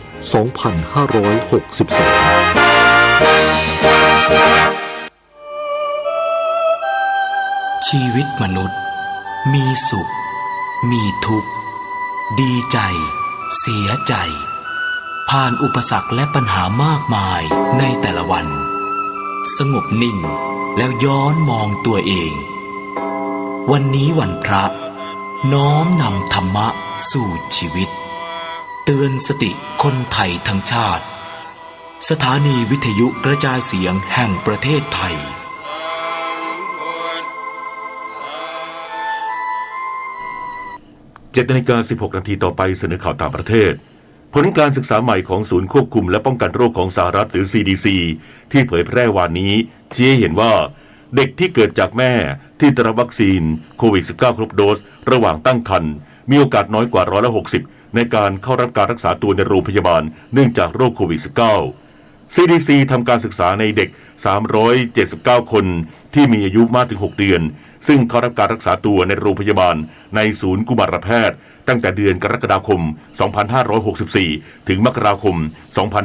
2565 โดยเป็นการศึกษาแม่ที่ลูกๆ176คนเข้ารักษาตัวในโรงพยาบาลด้วยโรคโควิด -19 เปรียบเทียบกับแม่ที่ลูกๆ203คนต้องเข้ารับการรักษาตัวด้วยโรคอื่นๆที่ไม่ใช่โรคโควิด -19 พบว่าเด็กๆที่อายุน้อยกว่า6เดือนที่แม่ได้รับวัคซีนโควิด -19 แล้วมีโอกาสน้อยกว่า61%ที่จะต้องเข้ารับการรักษาตัวในโรงพยาบาลขณะที่84%ของเด็กๆที่เข้ารับการรักษาตัวในโรงพยาบาลเนื่องจากโรคโควิด -19 เป็นเด็กที่เกิดจากแม่ที่ยังไม่ได้รับวัคซีนและพบเด็กคนหนึ่งที่เสียชีวิตในการศึกษาครั้งนี้เกิดจากแม่ที่ยังไม่ได้รับการฉีดวัคซีนโควิด -19องค์การอนามัยโลกหรือ WHO ประจำภาคพื้นยุโรปออกแถลงการเรียกร้องให้เพิ่มการฉีดวัคซีนโควิด -19 ในกลุ่มประเทศยุโรปตะวันออกเนื่องจากสถานการณ์การแพร่ระบาดของเชื้อโควิด -19 กลายพันธุ์โอมิครอนทวีความรุนแรงยิ่งขึ้นในแพทย์ฮันส์ครูชผู้อำนวยการ WHO ประจำภาคพื้นยุโรประบุว่ามีอย่างน้อย10ประเทศในยุโรปตะวันออกและเอเชียกลางที่พบการระบาดของเชื้อโควิด -19 กลายพันธุ์โอมิครอนโดยอาร์เมเนียอาเซอร์ไบจานเบลารุสจอร์เจียรัสเซียและยูเครนมีผู้ติดเชื้อเพิ่มขึ้นถึง2เท่าในช่วง2สัปดาห์ที่ผ่านมาขณะเดียวกันบางส่วนของภูมิภาคดังกล่าวมีอัตราการฉีดวัคซีนโควิด -19 ค่อนข้างต่ำซึ่งหลายประเทศมีผู้สูงอายุไม่ถึง40%ที่ได้รับการฉีดวัคซีนโควิด -19 ครบโดสทางการรัสเซียระบุวานี้ว่าได้ถอนทหารบางส่วนกลับสู่ฐานทัพแล้วหลังการฝึกซ้อมใกล้บริเวณพรมแดนยูเครนแต่องค์การสนธิสัญญาป้องกันแอตแลนติกเหนือหรือนาโตระบุว่ายังไม่เห็นหลักฐานการปลดชนวนความตึงเครียดบริเวณดังกล่าวรัสเซียไม่ระบุว่าถอนทหารออกไปกี่หน่วยและอย่างไร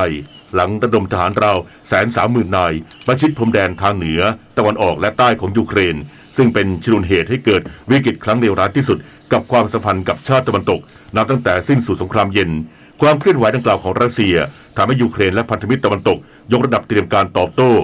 ด้านนายเจนสโตเทนเบิร์กเลขาธิการนาโต้กล่าวกับผู้สื่อข่าวว่ามีสัญญาณจากรัสเซียว่าควรดำเนินการทางการทูตต่อไปแต่ยังไม่เห็นสัญญาณใดๆที่ว่ารัสเซียได้ลดระดับความตึงเครียดทางภาคพื้นดินลงและว่ารัสเซียได้ทิ้งอุปกรณ์ทางทหารไว้หลังเสร็จสิ้นการฝึกซ้อมและสร้างเสริมศักยภาพเพื่อรองรับการกลับมารวมกลุ่มอีกครั้งของกองกำลังทหารต่อไปติดตามรับฟังข่าวกีฬาค่ะผลฟุตบอลสโมสรยุโรปยูฟ่าแชมเปี้ยนลีกรอบ16ทีมปารีสแซงต์แชร์แมงทีมดังจากลีกฝรั่งเศสชนะเรอัลมาดริดจากสเปน 1-0 อีกคู่แมนเชสเตอร์ซิตี้บุกชนะสปอร์ติ้งลิสบอนจากโปรตุเกส 5-0 นัดที่ 2 แข่งวันที่ 9 มีนาคม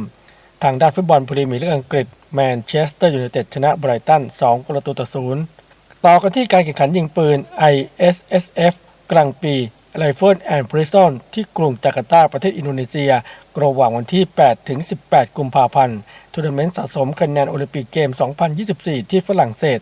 ก่อนหน้านี้นภิษต่อตั้งพาณิชย์ได้เหรียญทองปืนยาวอัดลม 10 เมตรลงแข่งร่วมกับทองผาภูมิวงสุขดีและเตวิทตู้ทวีทรัพย์คว้าอีกเหรียญทองทีมปืนยาว3ท่า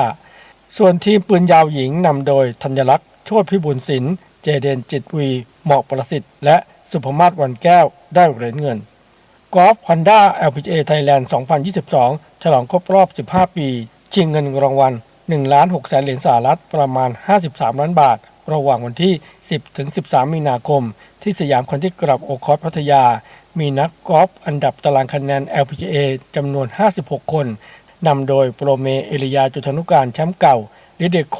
อดีตมือหนึ่งของโลกจากนิวซีแลนด์แดนเนิลคังมือ4ของโลกจากสหรัฐอเมริกายูกะซาโซะมือ7จากญี่ปุ่นแชมป์ US Women Open 2022 บรูค แฮนเดอร์สันมือ10จากแคนาดาโดยปีนี้มีนักกอล์ฟสาวไทยลงแข่งขันมากสุด12คนอาทิประภังกร ธวัฒนกิจมนิยาจุฑานุการพรนงเพชรล้ำอัธยาธิติกุลและชเนตตีวรรณแสน แชมป์รอบ National Qualify 2 ปีซ้อนที่เพิ่งคว้าแชมป์ Thailand Mix Host สัปดาห์ก่อนสมาคมกีฬาจักรยานแห่งประเทศไทยร่วมกับจังหวัดมุกดาหารจัดการแข่งขันจักรยานประเภทถนนชิงแชมป์ประเทศไทยชิงถ้วยพระราชทานคิงภูมิพลและเสือภูเขาชิงแชมป์ประเทศไทยชิงถ้วยพระราชทานพระบาทสมเด็จพระเจ้าอยู่หัวประจำปี 2565 สนามที่ 1 วันที่ 18-20 กุมภาพันธ์ภายใต้มาตรการป้องกันโควิด -19 ของสบคอย่างเคร่งครัดล่าสุดมีนักกีฬาและเจ้าหน้าที่สมัครเข้าร่วมการแข่งขันถึง 500 คนทำให้โรงแรมที่พักในจังหวัดมุกดาหารถูกจองเต็มเกือบหมดทุกแห่งเป็นการช่วยกระตุ้นเศรษฐกิจและการท่องเที่ยวภายในจังหวัดให้กลับมาฟื้นฟูอีกครั้ง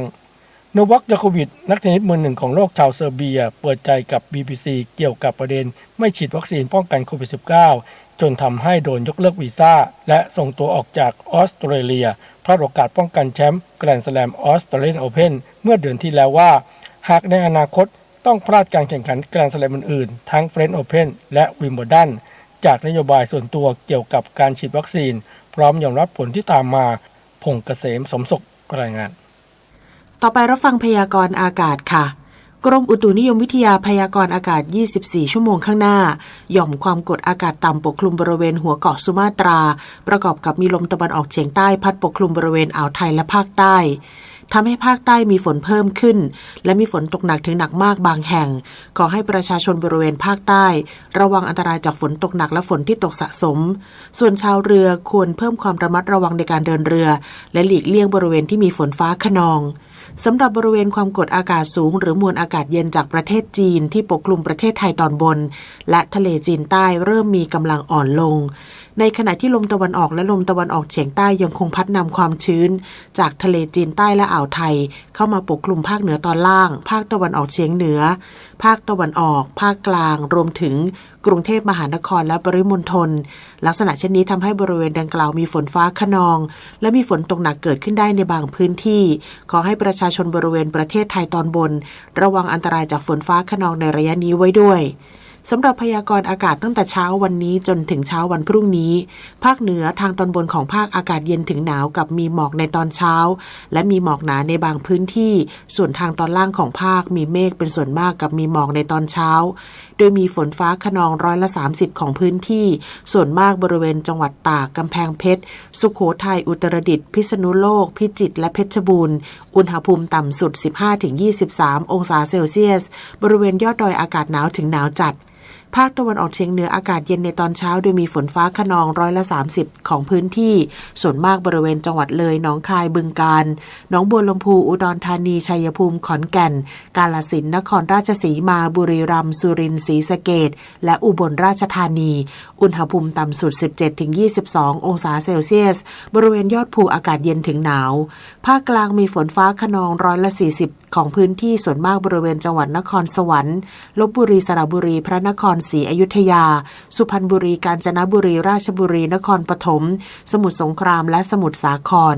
ภาคตะวันออกมีฝนฟ้าคะนอง60%ของพื้นที่กับมีฝนตกหนักบางแห่งส่วนมากบริเวณจังหวัดนครนายก2 เมตรภาคใต้ฝั่งตะวันออกมีเมฆเป็นส่วนมากกับมีฝนฟ้าคะนอง70%ของพื้นที่และมีฝนตกหนักถึงหนักมากบางแห่งบริเวณจังหวัดเพชรบุรีประจวบคีรีขันธ์ชุมพรสุราษฎร์ธานีนครศรีธรรมราชและสงขลาตั้งแต่จังหวัดสุราษฎร์ธานีขึ้นมาลมตะวันออกเฉียงใต้ความเร็ว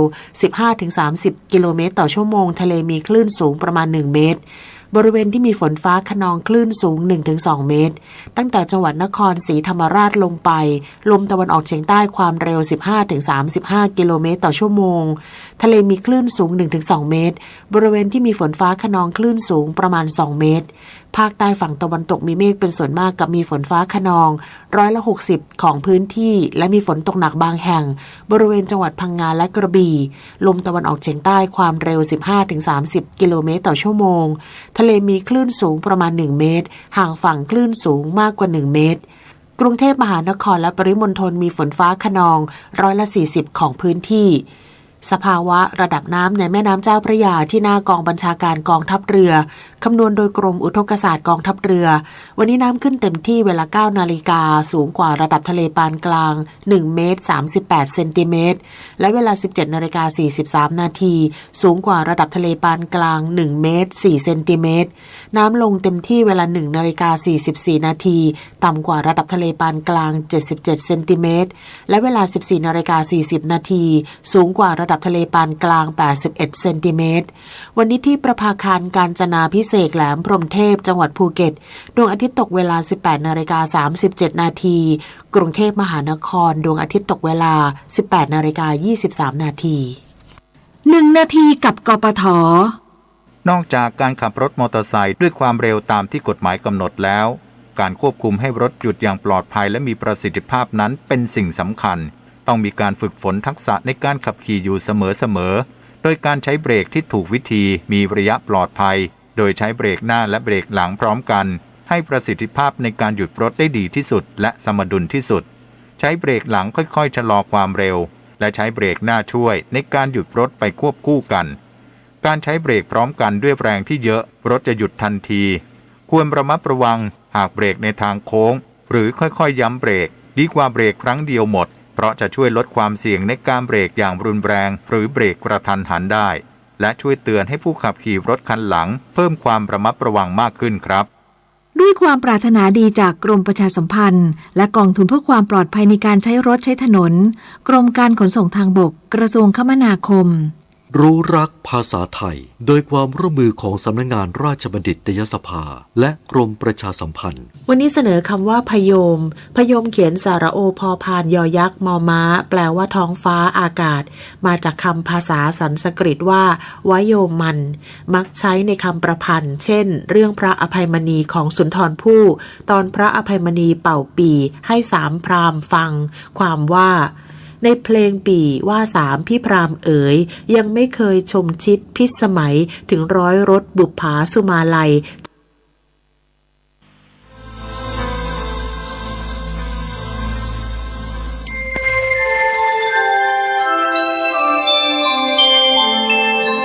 ขณะนี้ท่านกำลังฟัง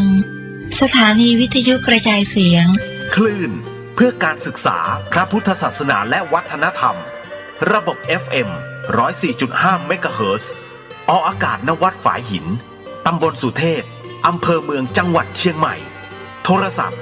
053-226-058 053-943-691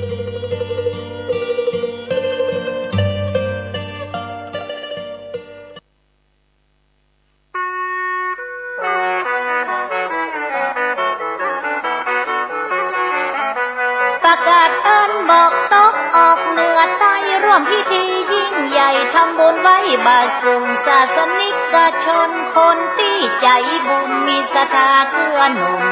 ศาสนาเจ้าในงานยกยอดชักจัดเป็นพิธีสมโภชเจดีย์ที่สองเมืองนี้เล่า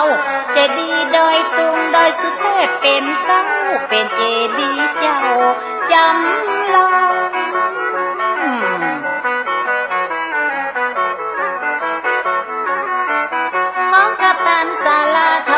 สิ่งปลูกสร้างมีแห่งหลายอย่างมากมายกายกองทุกอย่างเสร็จแล้วจะได้ฉลองเพราะศรัทธาตั้งของมาร่วมกันคึกสร้างจะถวายมอบไว้แก่พระศาสนาขององค์พระสัมมาสืบต่อไปนำ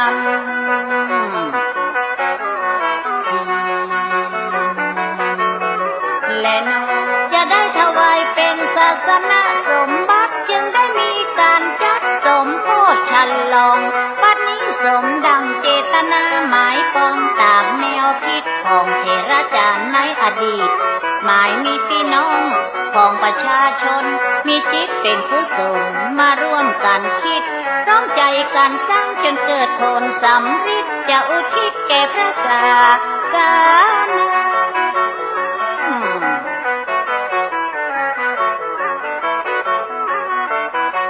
การงานครั้งนี้จัดขึ้นยิ่งใหญ่จะถูกจารึกไว้ในพระศาสนาพี่น้องสองจังหวัดปฏิบัติสืบมาได้ยึดเจตนาร่วมคิดร่วมสร้าง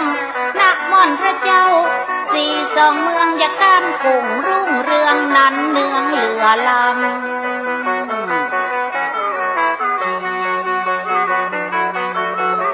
และนอนพระศรีสองเมืองดอยนางเที่ยวไปกะฮู้กันแล้วเคยไปแว่มาไกลซ้ำเป็นเขตรอยต่อเชียงใหม่กับเชียงรายเจิญแม่ยิงพ่อใจไปร่วมกันเป็นเก้ามี250หัววัดหัวว่าจะแห่ขวดกันมาม่วนงานสันเล่าเขตอำเภอดอยสะเก็ดและเวียงป่าเป้าพร้อมกับอำเภอไกรเคียง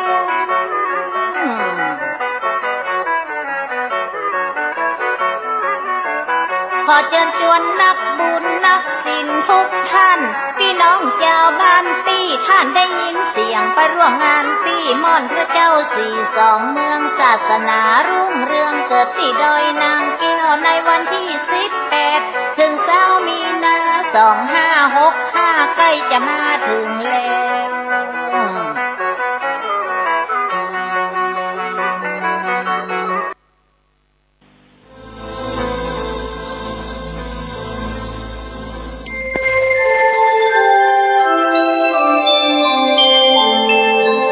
ขณะนี้ท่านกำลังฟังสถานีวิทยุกระจายเสียงพระพุทธศาสนา FM 104.5 เมกะเฮิรตซ์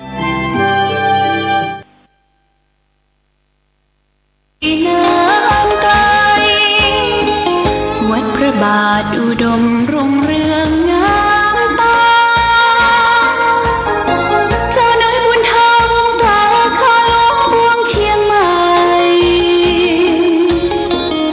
ปกครองหัวเมืองฟ้าทุ่มเทแรงกายแรงใจทุกชาติพันธุ์รวมใจรักษา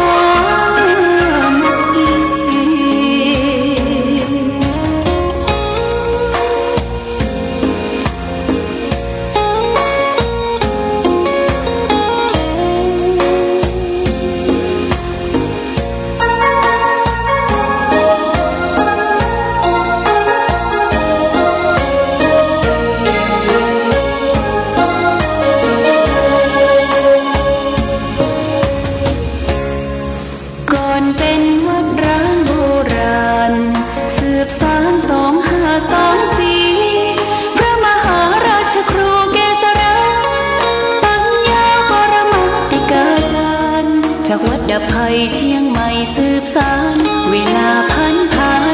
131 ปีน้ำไกลวัดพระบาทอุดมรุ่งเรืองงามตาเจ้าน้อยบุญธรรมสาขาหลวงพวงเชียงใหม่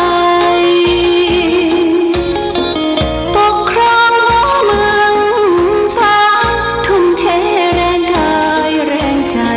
ทุกชาติพันธุ์รวมใจรักษา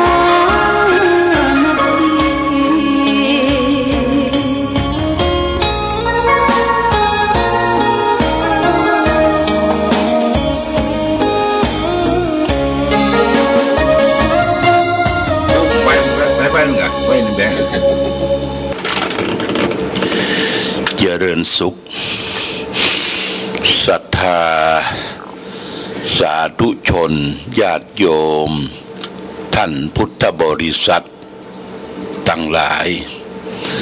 วันนี้รายการธรรมประทีปส่องต่างก็ได้มาพบปะกับพ่อแม่พี่น้องศรัทธาสาธุชนญาติโยมแห่งครั้งหนึ่งวันนี้เป็นวันพุธที่16เดือนกุมภาพันธ์พุทธศักราช2565ซึ่งตรงกับเดือน5ใต้เดือน3เหนือขึ้น15ค่ำวันนี้เป็นวันเดือนเพ็ญหรือว่าเดือน5เพ็ญทางใต้ก็เรียกว่าเดือน3เพ็ญเป็นวันสำคัญในทางพระพุทธศาสนาเป็นวันมาฆบูชาคำว่ามาฆบูชานั่นคือเป็นวันจตุรงคสันนิบาตเกี่ยวกับในทางพระพุทธศาสนา4เรื่อง4อย่างหนึ่งเป็นวันพระจันทร์เสวยมาฆฤกษ์ พระจันทร์เพ็ญในเดือน3ใต้เดือน5เหนือ2เป็นวันที่พระสงฆ์จำนวน 1,250 รูปมาประชุมกันโดยบ่ได้นัดหมายที่เวรุวันสวนไม้ไผ่ของพระเจ้าพิมพิสาร3เป็นวันที่พระสัมมาสัมพุทธเจ้าได้แสดงโอวาทปปติโมกข์เป็นหัวใจของพระพุทธศาสนาเป็นหลักใหญ่ประกาศพระศาสนาคือให้เว้นชั่วทำดีและก็ทำจิตใจของตนเองให้สงบ4พระสงฆ์ที่มาประชุมกันนั้นล้วนแต่เป็นพระขีณาสพเป็นพระอรหันตเจ้า4เรื่องเรียกว่าจตุรงคสันนิบาตทีนี้ญาติโยมท่านสาธุชนวันนี้เป็นวันที่เราชาวพุทธได้แสดงออกซึ่งได้การเคารพพระรัตนตรัยคือพระพุทธพระธรรมพระสงฆ์บ่ได้เกี่ยวเนื่องกับเป็นวันเพ็ญพุธแต่ประการใดแต่วันเพ็ญพุธนี่ก็ยังถือกันว่าพระอุปคุตออกมารับบิณฑบาตอันนี้ถือคำโบราณที่สืบสานมาจากประเทศพม่าก็ดีใกล้เคียงก็ดีพระอุปคุตเนี่ยเป็นอริยสาวกองค์หนึ่งจำศีลอยู่ใต้สะดือใต้สะดือทะเลแล้วก็ปีหนึ่งถ้าเดือนไหนมันเป็นพุธเดือนเพ็ญกับตรงวันพุธก็จะออกรับบิณฑบาตก็มีพระสงฆ์องค์เน้นออกรับบิณฑบาตเพราะว่าเที่ยงคืนขึ้นไปก็ปากันไปบิณฑบาตบิณฑบาตญาติโยมก็ใส่ข้าวสารอาหารแห้งอันนี้เป็นส่วนหนึ่งเป็นเกล็ดของความรู้เกล็ดความรู้แต่ไม่ได้จารึกในพระไตรปิฎกแต่ประการใดแต่สิ่งสำคัญนั้นก็คือพระพุทธเจ้าได้ประทานโอวาทพระปฏิโมกข์ในวันมาฆบูชาเป็นหลักธรรมใหญ่ดังภาษาบาลีที่พระพุทธองค์ได้ตรัสว่า1สัพพะปาปัสสะอาการนังคือไม่กระทำบาปทั้งปวง2กุศลสูปสัมปทาการทำกุศลคือคุณงามความดีให้ถึงพร้อม3สจิตตปริโยทปนังการชำระจิตใจของตนเองให้ขาวให้สะอาดเอตังพุทธานะสาสนังทำ3อย่างนี้เป็นคำสั่งสอนของพระพุทธเจ้าทั้งหลายเป็นหลักใหญ่คือให้เว้นชั่วและก็ทำดีและสุดท้ายทำจิตใจของตนเองให้สงบนะญาติโยมนะนี่เป็นหลักใหญ่เว้นชั่วก็คือบ่กระทำบาปทางกายทางวาจาและทางจิตใจทางกายนั่นคือเว้นจากการฆ่าสัตว์ตัดชีวิตเว้นจากการลักเล็กขโมยน้อยยิบฉวยของบุคคลอื่นเว้นจากการประพฤติผิดในกามนี่กายกรรม3ส่วนทางวาจาวจีกรรม4คือเว้นจากการพูดเท็จเว้นจากการพูดส่อเสียดเว้นจากการพูดคำหยาบเพ้อเจ้อเร็วไรไร้สาระเนี่ยเว้นจากการทางที่ทำบดีในทางวาจาพูดเท็จพูดส่อเสียดพูดคำหยาบพูดเพ้อเจ้อและส่วนทางใจนั้นคือบ่คิดโลภอยากได้ของผู้ใดบ่คิดพยาบาทไผและก็ทำจิตใจของตนเองให้สงบนี่ทางใจนะบ่คิดจังไผบ่คิดเบียดเบียนไผ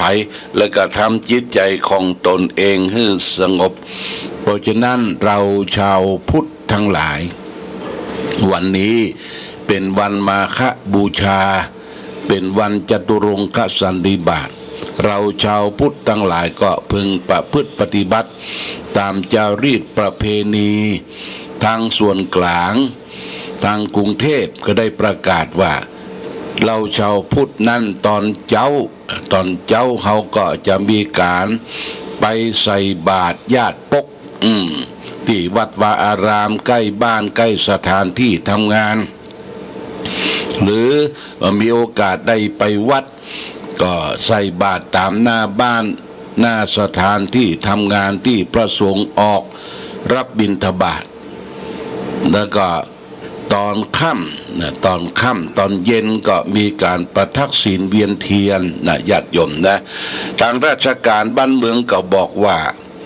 โควิด-19 โอไมครอนเนี่ยมันระบาดมาละลอกที่3ที่4นี่ญาติโยมต้องระมัดระวังแหมละนะต้องระมัดระวังจะไปเบียดเสียดยัดเยียดกันจะไปกินข้าวด้วยกันลุบลับจะไปกินก๊อกน้ำเดียวกันอย่าไปสัมผัสกันให้อยู่ห่างกันพอสมควรนะญาติโยมนะไปเรียกว่าไปเวียนเทียนก็ไปไหว้ก็ให้อยู่ห่างกันพอสมควรแต่ส่วนกรุงเทพนะเพื่อจะเวียนเทียนที่วัดสะเกษเปิ้นนัดหมายกันเวียนเทียนที่วัดสะเกษเวียนเทียนแบบออนไลน์ก็ได้ญาติโยมเปิ้นจะถ่ายทอดเขาก็เอาพระพุทธรูปมาตั้งไว้ตรงหน้าแล้วก็ยกมือสาจุดธูปเทียนอธิษฐานจิตอธิษฐานจิตระลึกถึงพระพุทธพระธรรมพระสงฆ์กล่าวนะโม3จบแล้วก็อรหังสัมมาสัมพุทโธภควาสวากขาโตภควตาธัมโมสุปฏิปันโนภควโตสาวกสังโฆแล้วก็จุดธูปเทียนแล้วก็นั่งสมาธินะญาติโยมนั่งสมาธิเจริญสมาธิภาวนาเสร็จแล้วออกจากสมาธิก็แผ่เมตตาเนาะแผ่เมตตาสัพเพสัตตาหยาดน้ำยังกินจิพื้นเมืองถ้าว่าคนเดียวบ่ได้ก็หยาดน้ำไปเตอะเอาจิตเอาใจเขาว่าขอหยาดน้ำตรงนี้เพื่อแผ่ให้แก่สรรพสัตว์ทั้งหลายหยาดน้ำตรงนี้เพื่อจะให้ภายแผ่ถึงพ่อถึงแม่ถึงญาติโหโยติกาและก็หยาดน้ำเพื่อให้เกิดความสุขแก่ตัวเองนี่นะหยาดน้ำคือสิ่งที่มันเสมอญาติโยมนะน้ำที่เราไปหยาดนะมันรักษาความเย็นรักษาความเสมอภาคเปิ้นเอาน้ำเนี่ยไปใส่เป็นอันนี้ใส่ไอ้สายยางที่มันใสๆไปเป็นหลอดน้ำเปิ้นไปตั้งเสาก็ดีจะเอาตำแหน่งอย่างก็ดีให้มันเสมอเท่ากันเนี่ยเพราะว่าน้ำเนี่ยรักษาความเย็นรักษาความซื่อสัตย์น้ำนี่เป็นปัจจัยสำคัญก็หยาดน้ำเสร็จแล้วหยาดน้ำแล้วเอาไปเทที่ต้นเกาไม้เนื้อญาติโยมนะ โทษอย่าไปเทใส่กระถนอย่าไปเทใส่ภาชนะที่รองรับบัดสะอาดเทลงพื้นดินต้นไม้ต้นดอกต้นอย่างนี้เอาไปเทให้แม่พระธรณีได้รับรู้เป็นสักขีพยานในการสร้างสมคุณงามความดีในการทำบุญในวันมาฆบูชาวันนี้นะญาติโยมนะอันนี้เราก็พึงประพฤติปฏิบัติร่วมกันแต่ว่านี่ต้องขออภัยกับญาติโยมบ่สามารถที่จะมาออกรายการสดเพราะมีหน้าที่ไปออกวัดตั้งแต่6 โมงเดินทางไปที่วัดผาเงาอำเภอเชียงแสนจังหวัดเชียงรายเปิดมีการเฉลิมฉลองพระบัญชาสมเด็จพระสังฆราชแต่งตั้งเจ้าคณะจังหวัดองค์ใหม่คือพระพุทธิยานหรือประเสริฐอันนี้เป็นเจ้าคณะจังหวัดองค์ใหม่เฉลิมฉลองกันแต่ว่าก็มีเจ้าคณะโหนเจ้าคณะภาคเจ้าคณะจังหวัดหลายจังหวัดเสร็จจากที่หั่นแล้วก็ยังบ่ได้ฉันเข้าที่หั่นเพราะเวลาบ่พอก็คือโชเฟอร์ไปรับเข้านับเข้ากล่องจากโรงทานแล้วมาฉันในรถ ญาติโยมก็เดินทางมุ่งไปที่วัดห้วยโจ้ตำบลแม่ค่าเพิ่นได้สืบชะตาได้นิมนต์ตู้เจ้าพระสงฆ์52 รูปสืบชะตาคือโยมคือศรัทธาที่อยู่ปุ้นสิงคโปร์ญาติโยมนะ สิ่ง2-3 คนเปิ้นมาบ่ได้สืบชะตาเปิ้นส่งปัจจัยมาท่านสมุนิกรทิตสังวโรจิตตสังวโรก็ทำหน้าที่เป็นตัวแทนสืบชะตาและก็ถ่ายออนไลน์ถ่ายตั้งไลน์ไปคือเปิ้นได้ไหวได้สาที่สิงคโปร์สืบชะตาแล้วก็ประมาณบ่าย2 โมงก็พากันขึ้นไปทั้งรองอำเภอทั้งเจ้าคณะอำเภอไม่อาจขึ้นไปพุทธาภิเษกเหรียญพระนารายณ์เหยียบทุกข์ที่กุฏิของหลวงปู่ครูบาสิทธิอภิวันโนญาติโยมนะพระนารายณ์เหยียบทุกข์ปราบทุกข์เคี้ยวคลาดจากพยันตรายทั้งหลายทั้งปวงก็เสร็จประมาณสัก4 โมงแล้วก็ลงมานี่แต่ว่าลงมาแล้วก็ปรงเนื้อปรงผมตัดเผ้าตัดผมนะแต่ว่านี่ก็วันค่ำและญาติโยมไปทำบุญเดี๋ยวจากนี้ก็จะเดินทางไปเยี่ยมการปฏิบัติธรรมหน้าที่พระธาตุสันปัญญางนะวัดครูหาวลีเกษมสัมปัญญางของท่านพระครูเกษมศีลสัมบันพร้อมด้วยผู้ปฏิบัติธรรมประจำวันเสาร์อยู่หั่นหลายท่านไปร่วมกินร่วมทานแล้วก็บ่ได้เจริญพุทธมนต์ไปเยี่ยมไปตานร่วมแล้วก็จะออกมาเดินทางไปที่วัดแม่สูนดินแดงแม่สูนดินแดงเปิ้นก็จะฉลองการตั้งเจ้าอาวาสประกาศวัดตั้งเจ้าอาวาสแล้วก็สืบชะตาวัดสืบชะตาบ้านที่วัดแม่สูนดินแดงประมาณสัก9 โมงครึ่งหลังจากนั้นก็ปิกวัดปิกวานะวันนี้ก็ไปลืมญาติโยมเด้อค่ำมามีโอกาสแล้วก็ขึ้นมาเวียนเทียนที่สำนักปฏิบัติธรรมรอบเจดีย์วัดพระบาอุดมที่บนน้ำบ่อสาวาเนี่ยอย่าที่สำนักวิปัสสนาน้ำบ่อสาวาเจดีย์เขามี2 ที่เจดีย์เขามี2 ที่เจดีย์ที่บนสำนักปฏิบัติธรรมวิปัสสนาน้ำบ่อสาวานี้ได้เรียกว่าบูรณะเรียบร้อยหลายปีแล้วแต่เจดีย์แห่งองค์1 องค์ใหญ่ก็คือที่วัดพระบาทอุดมนี่เขาก็เริ่มบูรณะมันใหม่มันคงทนถาวรอยู่ได้แห่งหลายปีเป็น100 ปีญาติโยมนี่ก็เริ่มบูรณะตั้งแต่ก่อนเข้าวสามาในปัจจุบันนี้ญาติโยมเพิ่งก็ได้ทาถีทาหนังลาปอนขาวสวยงดงามตั้งแต่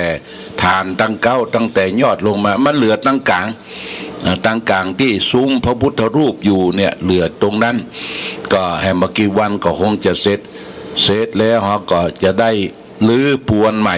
แปลงปวนใหม่กลางเดือนมีนาคมเนี่ยนะกลางเดือนมีนาคมเนี่ยเพราะจะได้ยกยอดชัดยอดท่าในวันที่23 มีนาคม22คล้ายวันเกิดหลวงพ่อ23นี่เขาจะทำบุญสืบชะตายกยอดชัดยอดธาตุขึ้นบุญเจดีย์แล้วก็เหลือจากนั้นเขาก็จะได้แปลงซุ้มแปลงยังปุ้นเขาจะไปตานกันใหญ่กันหลวงกับปี67ปี67เนี่ยตานใหญ่ตานหลวงตานทุกสิ่งทุกอย่าง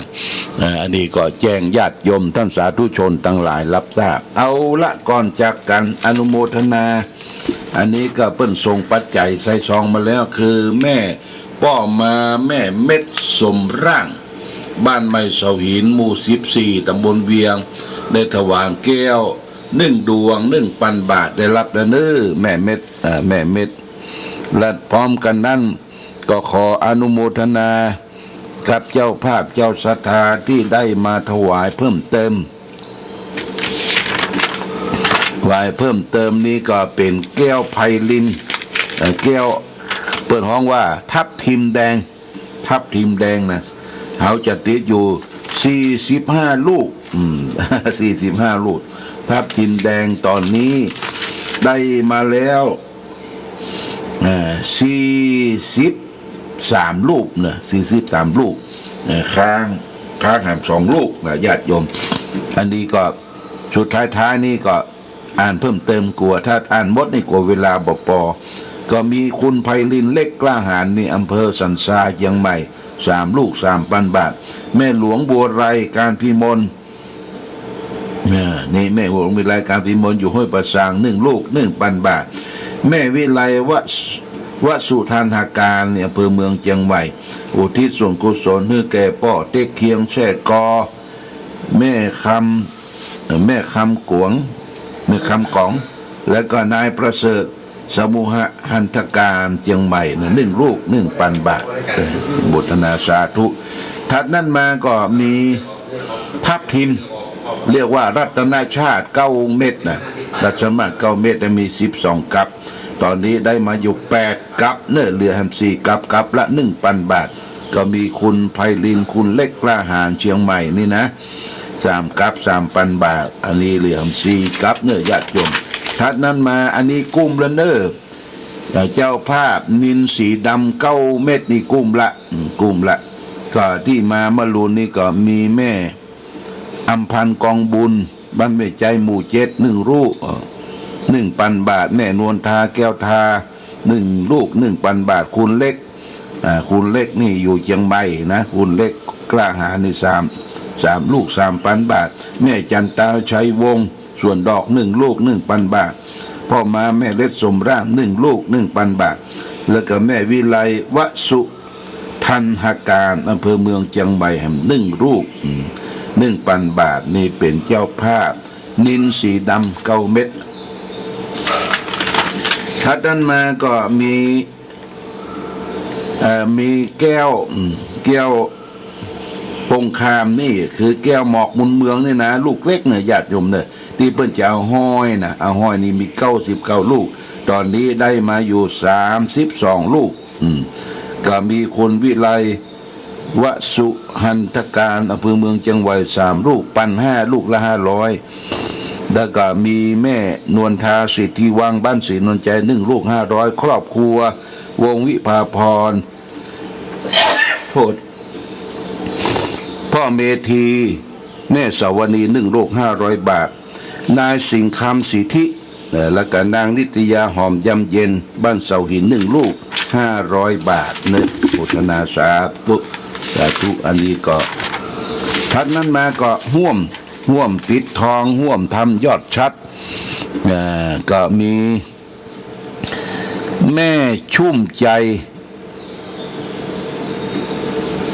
เอานายุทธพันธ์ปันกาบ้านนันทราม300แม่ชุ่มใจเทพมานี่ก็ทำบุญมา690 บาทแม่ธิดาจันนี่พร้อมยอดชัดนะทำบุญยอดชัด100 บาทแม่สมพรจันหอมนี่จันหอมแม่ธิดาจันหอมนะ100 บาทแม่ศรีธรแสงสิริโพธิ์บ้านห้วยโจ้100 บาทพ่อธงชัยแม่ขันคำรือพร้อมด้วยลูกหลานบางต้นเดือแต่ว่าเปิ้นตาลมาต้นเดือ300 บาทอนุโมทนาพ่อธงชัยแม่ขันคำลือมาในโอกาสนี้แล้วก็เจ้าภาพบุษราคำสีเหลืองนะสีเหลืองก็มีนายุทธพันธ์ปันตาบ้านนันทราม1 ลูก 1,000 บาทแม่สุพรรณีกุลวีทะบ้านป่าบงเวียง1 ลูก 1,000 บาทแล้วก็มีแม่แก้วพาสุขพันธาครอบครัวบ้านบงป่าบงเวียง1 ลูก 1,000 บาทแม่ผันคำวงบ้านสันต้นม่วง1 ลูก 1,000 บาทอันนี้ก็พอสีเหลืองสายน้ำผึ้งนี่นะก็จะติดอยู่9 เม็ดเนี่ยตอนนี้ก็ได้มาอยู่10 เม็ดละทางแหม19 เม็ด17 เม็ดญาติโยมนะบุตนาสาธุยกเขียวนี่เขาจะติดอยู่21 ลูกตอนนี้มาได้คือคุณปราณีปัญโยเชียงใหม่1 ลูก 1,000 บาทคุณยุทธพันธ์ปันกาบ้านนันทราม1 ลูก 1,000 บาทแม่ละไมขาวสวยบ้านสองแคว1 ลูก 1,000 บาทแม่วิไลวสุหันทการเมืองเชียงใหม่1 ลูก 1,000 บาทคุณแม่มะลิวันพิเคราะห์งานบ้านขายใน1 ลูก 1,000 บาทและก็คุณวิไลวสุทันหการอำเภอเมืองเชียงใหม่1 ลูก 1,000 บาทเลยโมทนาสาธุอันนี้เป็นยกเขียวยกเขียวเขาจะติดอยู่21ลูก21เม็ดนะญาติโยมเอาละวะญาติโยมท่านสาธุชนทั้งหลายเราก็อนุโมทนากับญาติโยมเตรียมการเตรียมงานกันไว้จากนี้ไปก็เหลือประมาณสักเดือนกว่าที่เขาจะได้เตรียมการยกยอดชัดเจดีย์ของวัดพระบาทอุดมซึ่งเป็นเจดีย์เก่าแก่โบราณสร้างมาหลายยุคหลายสมัยได้แตกได้ม้างได้ล้มลงแล้วก็ได้ซ่อมแซมครั้งสุดท้ายสมัยหลวงพ่อท่านพระครูวิทิตธรรมรสอาจารย์คำปันธีรจิตโตอดีตเจ้าอาวาสแล้วก็ได้หลายปีละประมาณ30กว่าปีก็แตกม้างอ้างตอนนี้ได้ทำเป็นมาตรฐานนะญาติโยมนะได้หล่อฐานหล่อยังกอบใส่เล็กใส่ลัวใส่ตะข่ายขึ้นไปเปิ้นโบกเปิ้นฉาบโบกเปิ้นฉาบตั้งบนเรียบร้อยโบกเสร็จเรียบร้อยเพื่อจะได้เตปวนนะเตปวนแล้วก็แปลงปวนให้ใหม่แปลงปวนให้ใหม่ในวันที่17มีนาคมเดือน6เหนือแรม1ค่ำนะเฮาก็มันเป็นวันดีวันนั้นก็จะได้บรรจุก่อนบรรจุพระบรมสารีริกธาตุที่ช่องหอระฆังแล้วก็วันที่23จะได้ยกยอดขึ้นญาติโยมเฮาได้ปูจาเอาเพชรเอาพลอยเอาอย่างต่างๆเนี่ยได้อยู่ที่สูงเนอะยอดจิกเจดีย์ญาติโยมนะชาตินี้เราได้ทำบุญร่วมชาติตักบาตรร่วมขันทำงานร่วมกันก็จะเป็นผลสำเร็จเพื่อเราและท่านทั้งหลายได้มีความสุขความเจริญความรุ่งเรืองนะและขอขอบคุณกับญาติโยมที่ได้ร่วมทำบุญในการเป็นเจ้าภาพเก้าอี้เปิ้นตาแล้วเนอะตานวันที่14ที่พระธาตุสีสองเมืองและวันนั้นป่อหลวงศรีมายอดแก้วเหลืองก็เอาสตางค์มาฝากนี่หลวงพ่อ10,000 บาทอย่าไปตานที่วัดสีสองเมืองคือท่านพระครูอภิวัฒนวิกรมแล้วก็ญาติโยมก็ฝากซองไว้แล้วซองป่อหลวงศรีมายอดแก้วเหลืองนั่นก็ตานที่วัดพระบาทอุดมแห่ง10,000 บาทอันนี้ก็เพื่อจะได้เตรียมการเตรียมงานยกยอดชัดแล้วก็ยังรับเอาภัตตาหารถวายทรงเป็นโต๊ะจีน2โต๊ะเนอะโต๊ะจีน2โต๊ะป่อหลวงศรีมายอดแก้วเหลืองบ้านสันตุนมือโต๊ะละ 1,000 บาท2โต๊ะก็ 2,000 บาทโมทนาสาธุมาในโอกาสนี้เอาละญาติโยม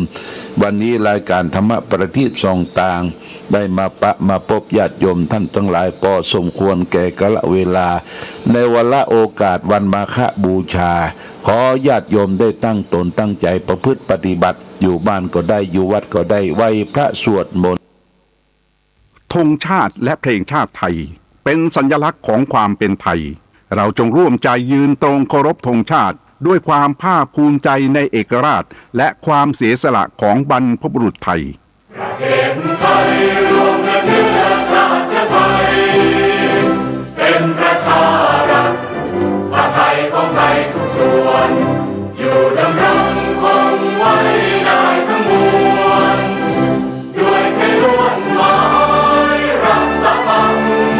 ยินไทยนิรักสงบแต่ถึงรบไม่กล้าเอกราชจะไม่ให้ใครคุมขีสละเลือดทุกอย่างเป็นชาติทะเลพลังประเทศชาติไทยต้องเวทีชัยชโย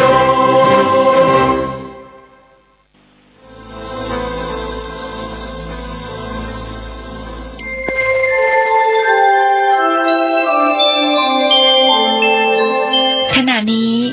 ท่านกำลังฟังสถานีวิทยุกระจายเสียง FM 104.5 เมกะเฮิรตซ์